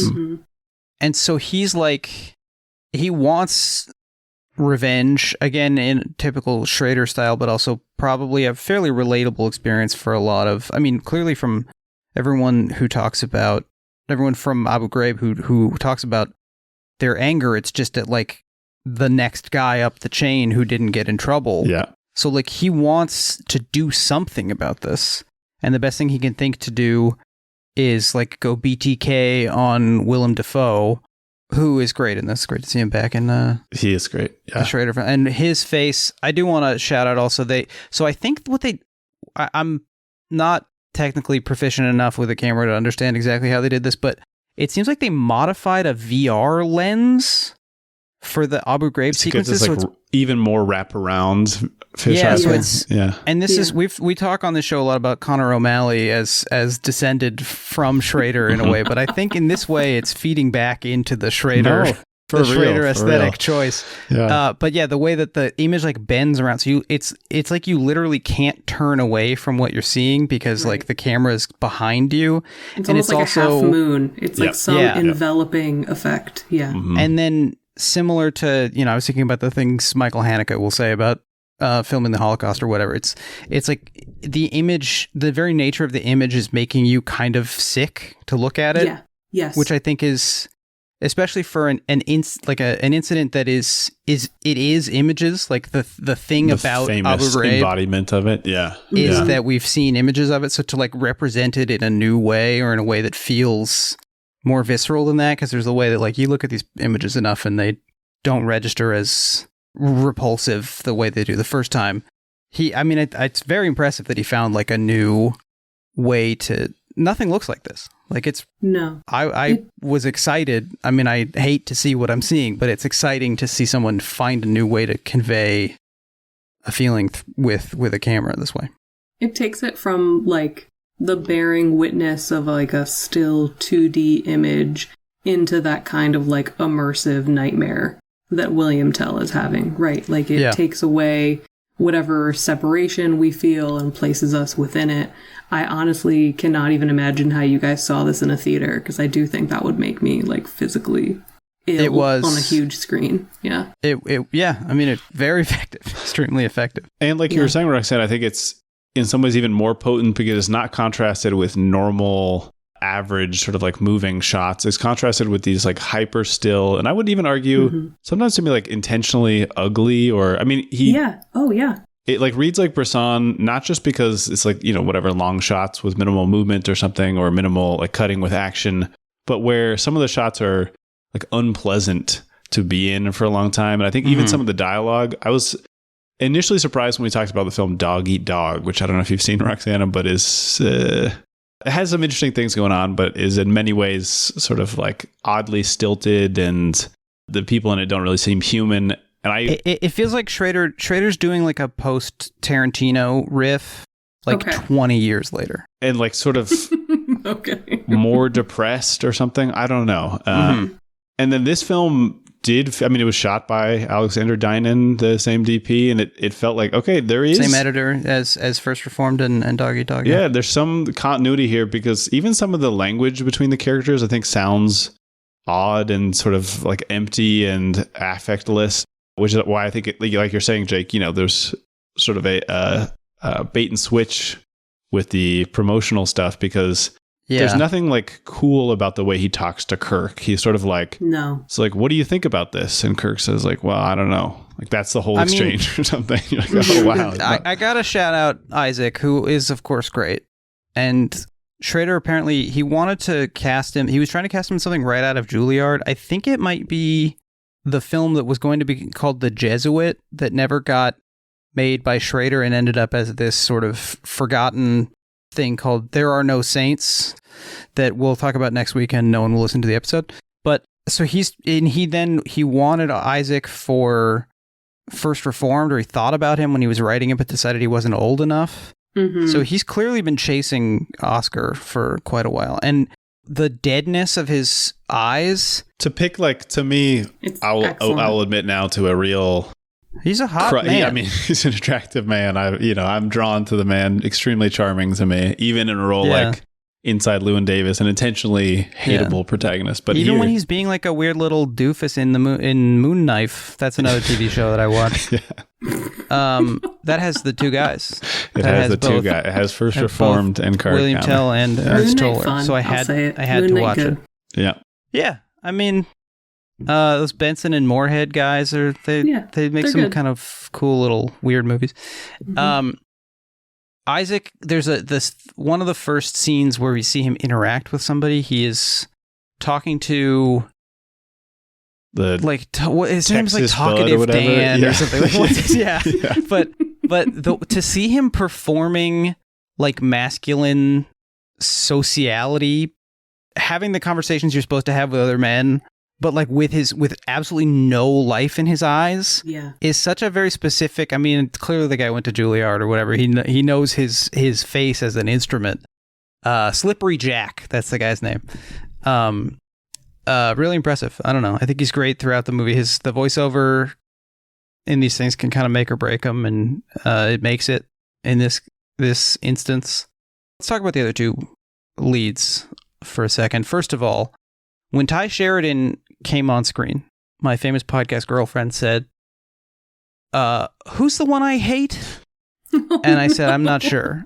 And she said, "Who's Ready Player One?" Mm-hmm. And I said, "This guy." I figured that's... And she said, "No, not him." Yeah. And I said, "You mean Logan Lerman, don't you?" And she said, "Yep, Logan Lerman." There you go. Must have been who she was confusing him with. Okay.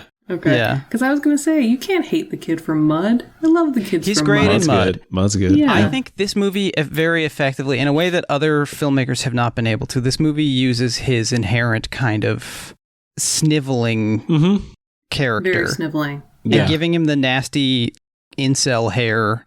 Like, maybe not incel. This guy would be a Twitch streamer, I think. Oh, no. I think this guy watches Twitch streamers. No, he'd be like one of those guys who streams to 0 to 1 people. The 90% of Twitch that is streams to no one. Schrader should make a Twitch movie. Anyway. Oh my God. But I think he's... You're right that he's good. like unpleasant. And it makes us, at least for me, it makes me like William Tell more, because it's just sort of like he's adopting this like little shitheel kid. He really sees like past the surface of what's going on. It's not like a typical...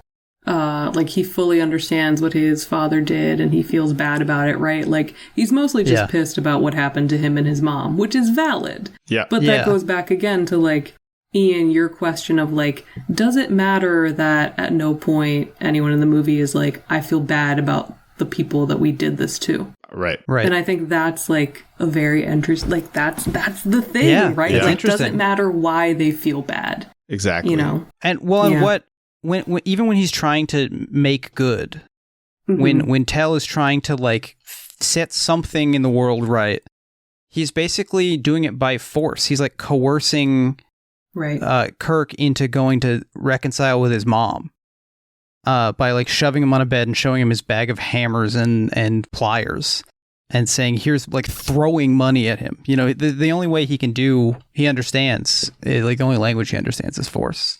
Yeah. Even though he's so restrained, he's so Schrader-style restrained throughout the movie. It does make you wonder, how much has this man changed or grown at all? Yeah. And the answer is like very little, I think, in terms of his communications and like ability to connect with other people, which also is what I think makes the Tiffany Haddish casting so weird and I think good. Mm-hmm. Well...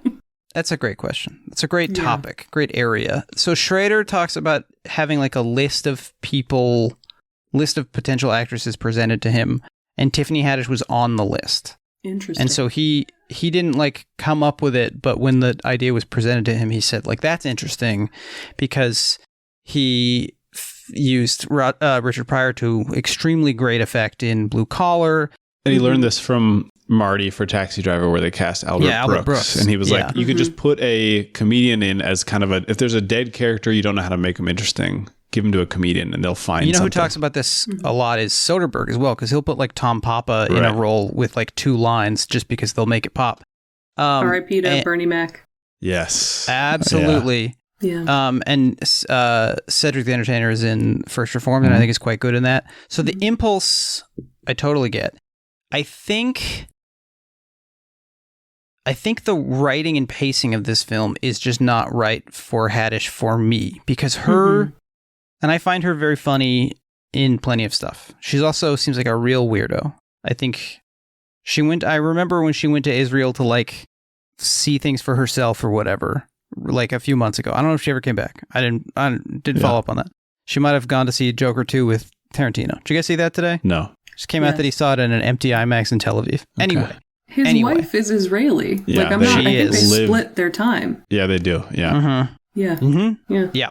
Anyway, her comic energy is like very manic and very quick. And that's funny.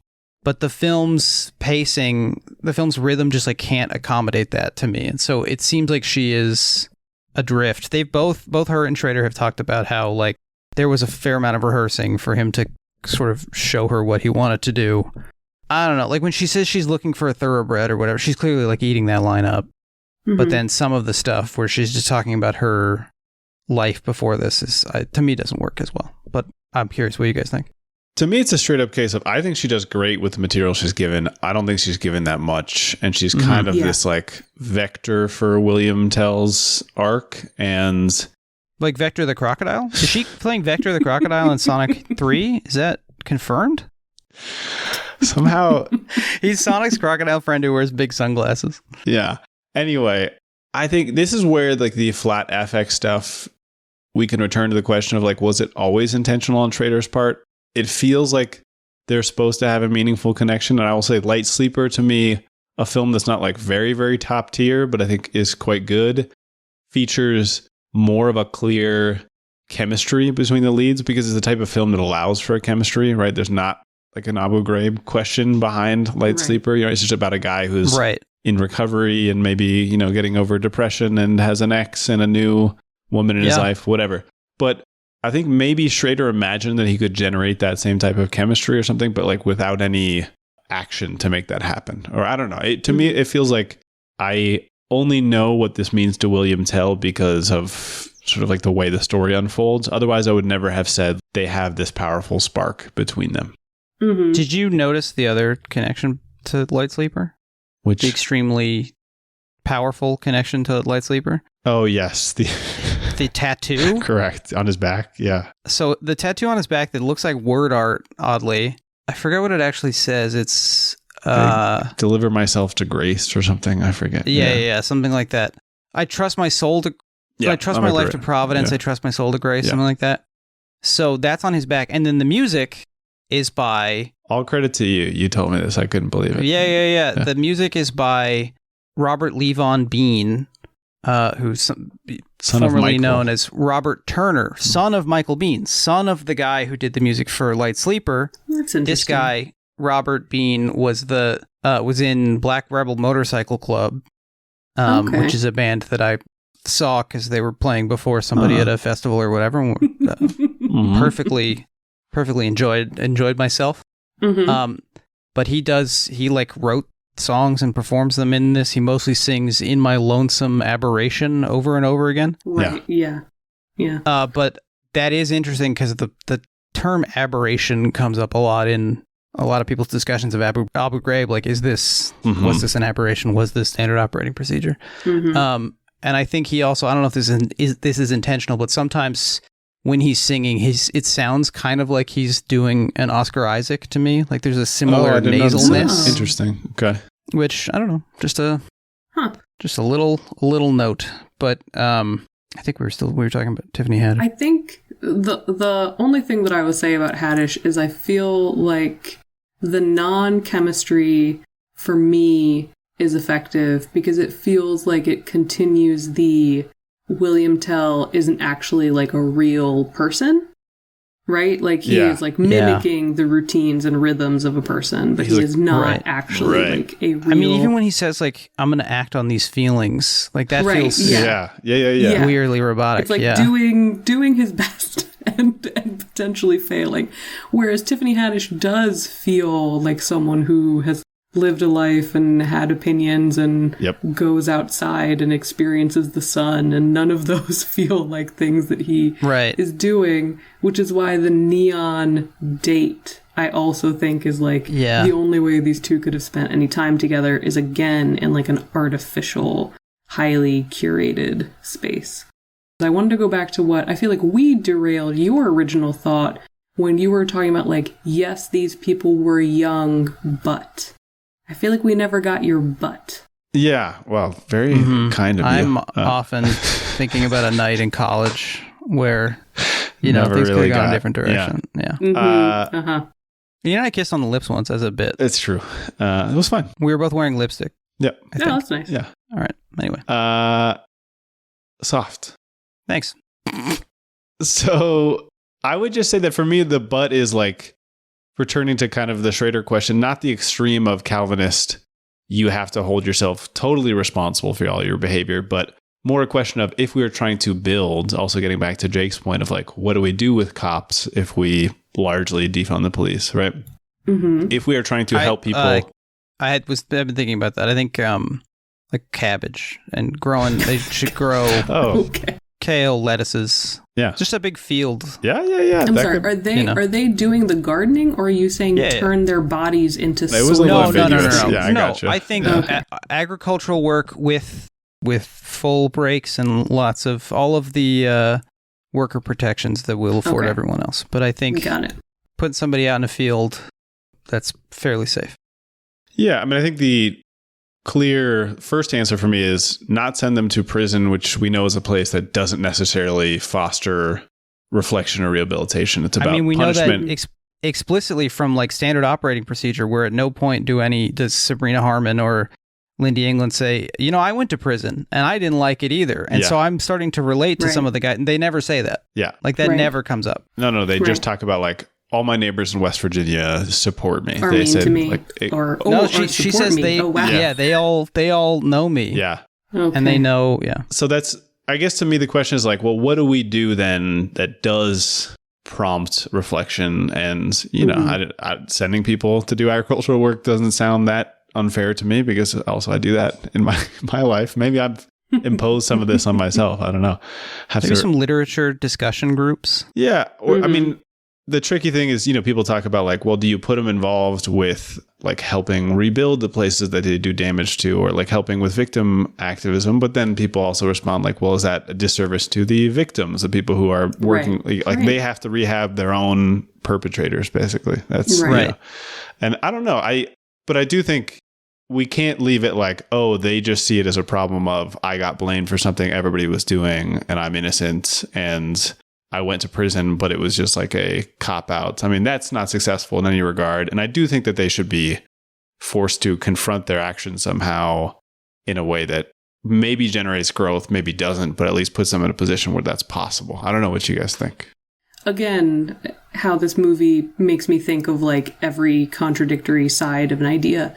But even like the they were young thing, which is something I'm very sympathetic to.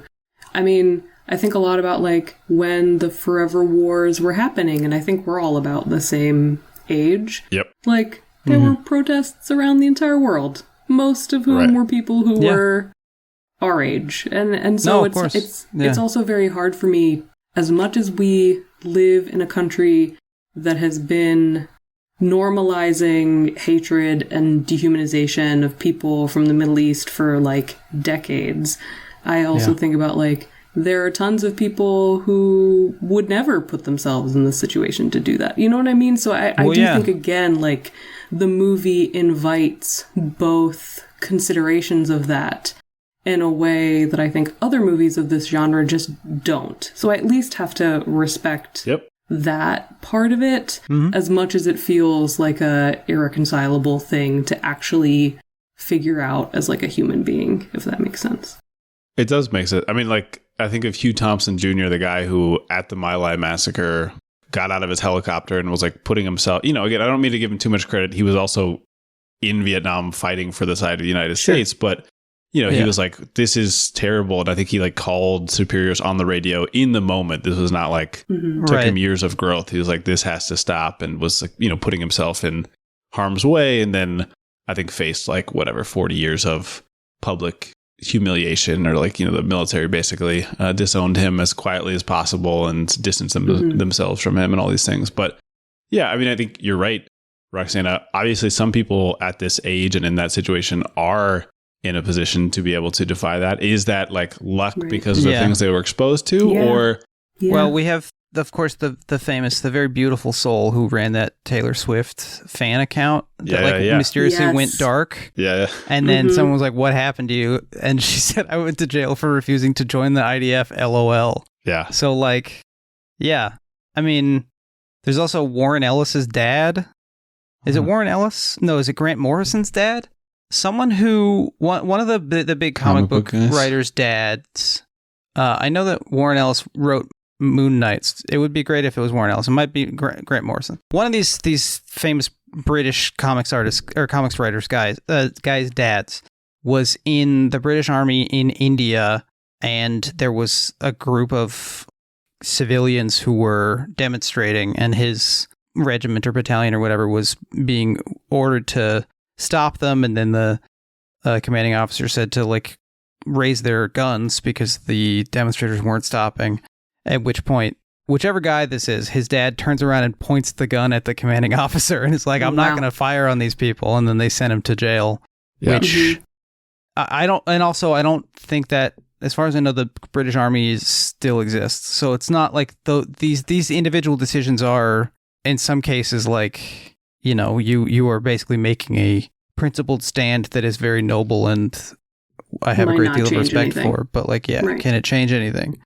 Right. So, yeah, I mean, honestly, the film is giving me some hope that maybe we can just convince a number of these guys. We got to send some decks of cards to Leavenworth. I think that's the first step. But like, Grainer was at Leavenworth. Right. This is the specific military detention facility where Charles Grainer was held, and he didn't come out of it apologetic or seeking or showing up at Janice Karpinski's house in the middle of the night. Yeah. I mean, I don't know, man. It's still happening. Yeah. I mean, what I'll say for me in terms of Schrader is it at least this is potentially so facile, but it at least gives us this. Like, it gives us this ability to like look at all the ways that this is like cyclical, still happening outside of the US, happening in places with like US support. And as much as maybe that wasn't his declared intention, for me, I hold it more precious than something like First Reformed, because I just think that it's an uglier film with less resolution. Like, it doesn't resolve itself because we haven't resolved this, right? So I do think, like, of that trio of, like, First Reformed, Gardner, and this is the one that I think makes me the most uncomfortable in, like, a very, not a pleasing way, but in a way that just makes me, like, keep coming back to it, if that makes sense. Feels true to the situation. I mean, it's holding up a mirror in a way. Yeah, just to remind probably a lot of listeners aware, but you know, you got Kamala Harris right now on the campaign trail with Dick Cheney and Alberto Gonzalez and these people who are actively involved in all of the things that we're talking about. And I believe she also took the line from I think the Democratic Party platform, not a famously progressive platform, but the line about like ending forever wars. She removed that from the platform for a part of her campaign this year. She's a cop. Yeah. I mean, maybe the repeated line about "in my lonesome aberration" that has no resolution, like maybe that is relevant to the themes of the film. We don't know where that goes necessarily. There's no next thought. I did have some spare thoughts. Do we have any kind of final bits and bobs we'd like to say about the film before we close things up? I feel like we did a lot. If I stepped on any of what you guys wanted to say, I apologize. Oh, but no, I can't think of anything was... else that I would want to bring up. The only thing you did wrong is that we're going to have to try to meet this level of clarity and thoughtfulness on future episodes, and it's not going to go well. Re-record a lot of stuff we've done already. Yeah. Sorry from the beginning. I think card tricks are cool. But again, card tricks are almost cool. feels like does this belong in the movie? I don't know, but it's so cool that I sort of will forgive it regardless. Well, I mean, it leads into this is how he tells Kirk like he said, I was somewhere where I had a lot of time on my hands. Yeah. And so that's how he leads into where he's learned all this card where stuff. He's doing the tricks. You know? Yeah. The motels and motel pools reminded me of Autofocus, which is a film Paul Schrader made about a guy who never thought about what he did even once, which I thought was interesting. Ty Sheridan is from Palestine, Texas, and I'm interested in what things are like there right now. Sure. If anyone is listening to this from Palestine, Texas, let us know how the vibe is. Mm-hmm. I was reminded also from when we were talking about Rolling Thunder months ago, I was reminded that the concept of PTSD originated to describe specifically the experiences of Vietnam vets who were feeling guilt about the pain and death they had caused. Yep. Interestingly. That's where that came from. And then at one point, Tell talks about force drift, the concept of force drift. And I thought, isn't that how Anakin Skywalker won the Bunta Eve Classic? Yeah. Now this is podcasting. So that's my last. Didn't expect this level of Star Wars reference. I mean, I know it's like an Oscar Isaac, but we're not talking about his Star Wars. Oh, wow. No, we didn't I forgot even talk that he about was in that. Yeah, I forgot about Poe Dameron entirely. Stupid name. Poe? Come on. I like Poe. I don't know about Dameron, but I like Poe. I mean, again, Carrie Russell is in those. And she is. She plays like Zip Zopman or whatever. Yeah, Zip Zap. She remember when the whole time. Remember when David Zaslav gave J.J. Abrams like a $500 million development deal and nothing has come from it?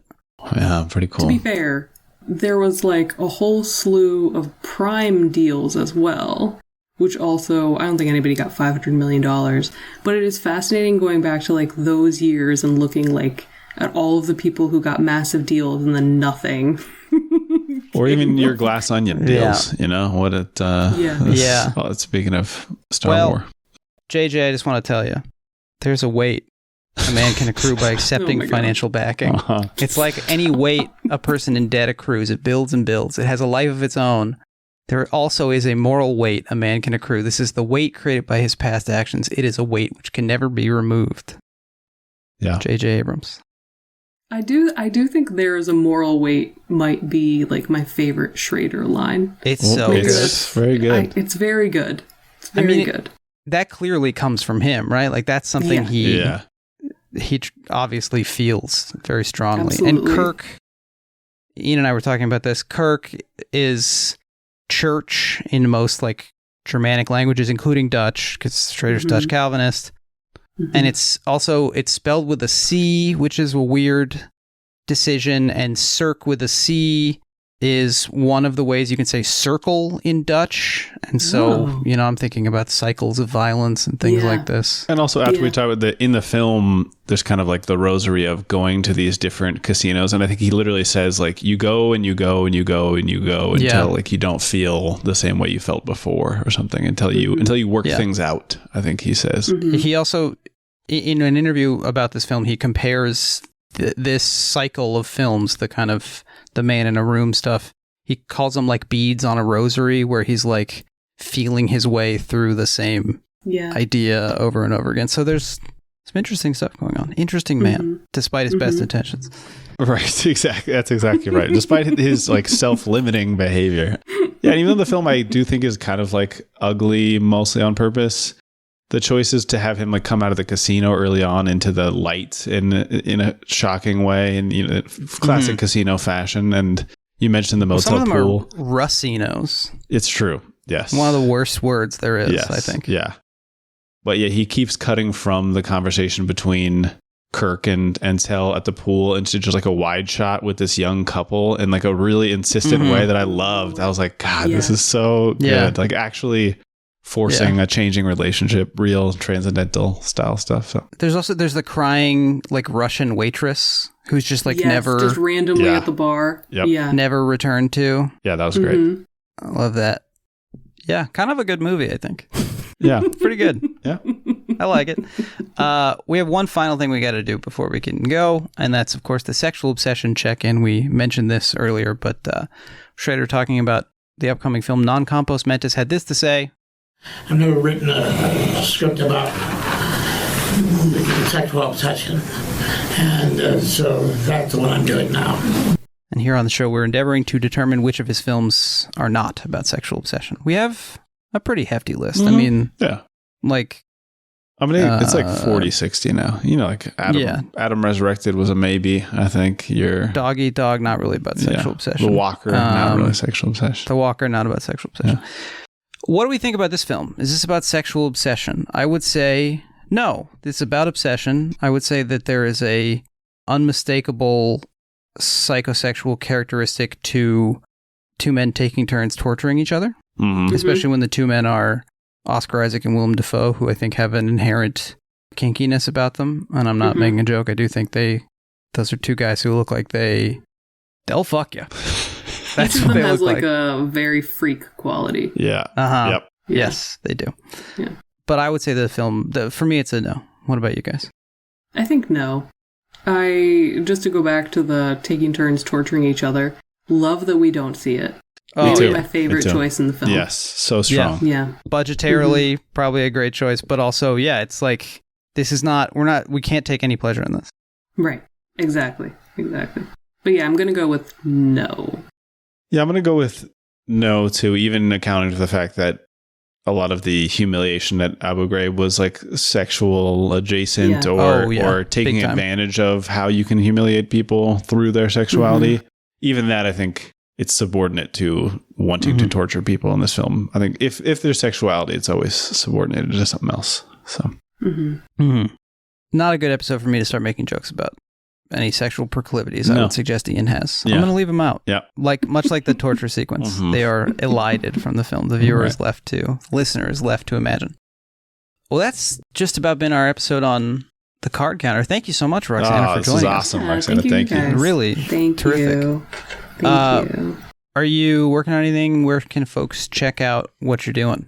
You can find my work on Vulture. I have some things going up, hopefully soon, about The Diplomat and how just exhausting and neoliberal fantasy badness it is.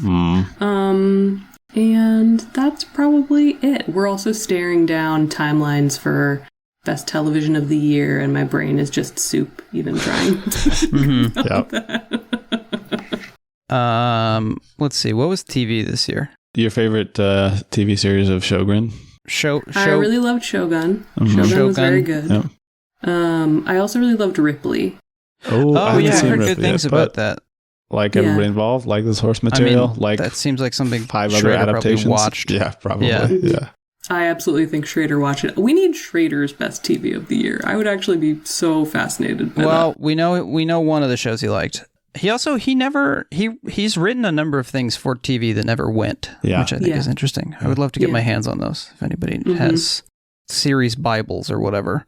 And you referenced it early on, Jake, but I do want to shout out Roxana's article about the card counter, which I always feel like it's sort of shooting ourselves in the foot because it's so much denser with information and insight than the 2 hours of podcast, but they can go read. Yeah. Extremely well written. I don't think that's true. I think that we and you guys came with like a phenomenal amount of perspective that I hadn't thought about before, but I appreciate it. Thank you. Thank you so much. We all did a great job. We worked together. We were like a few Smarties in a little plastic roll. There you go. Just making me so happy. And maybe not everybody, but me. And it's unclear, does one of them taste worse than the other ones? Do they even have different flavors? No, they do not. They're one of the candies that I maintain that most candies don't have different flavors. Sure. Like I think Pepsi Challenge, no one could tell me what Skittle they're eating. And that's probably wrong, but I feel that strongly. I think Skittles you don't. I think Starbursts you do. Oh, definitely. Yeah. Yeah, Starburst for sure. Also, Roxana, I did want to praise your website. I think your website is very well designed. And that's not something I would say for every writer's website. In fact, he's only said it on the show. One other guest specifically. Everyone who's been on the show, their website's good. Okay, never mind. Just in case I didn't mention it, they have great websites. Okay. That's going to do it for us. Remember to subscribe, rate us, write a review. Helps us on the algorithm. If you like the show, tell a friend, tell your dad, murder your commanding officer, parody. Do it in Fortnite. Follow us on Twitter and Instagram at Podcasty4Me if you have any comments, questions, or concerns, or you're interested in co-hosting a 2-person Paul Schrader podcast. You can email us at podcasty4me@gmail.com. All this is also at podcastyforme.com, and shootingyourselfinthehead.com. Thank you to Jeremy Allison for our artwork. Next week, you demanded it. There are no saints. Yeah. Oh my God. To film. Isn't this fun though, guys? You didn't even know this was a movie. So this is all new to you. You were excited for Master Gardener. So, fuck off. Yeah. There's something else first. This is we're trying to embody Schrader's sort of denial of pleasure, denial of humanity. Yes. Yeah. You're really living it. It's very well done. Thank you. Yeah. But we recorded it live to tape in Oaxaca, Mexico when I was visiting That's Ian. true. So half of it is just very cool. Us talking about like some food we ate or whatever. But you'll like that. And the audio is different because we're in a bouncy room that no one should record a podcast in. Yeah. So until then, thanks for listening, everybody. Bye. Bye.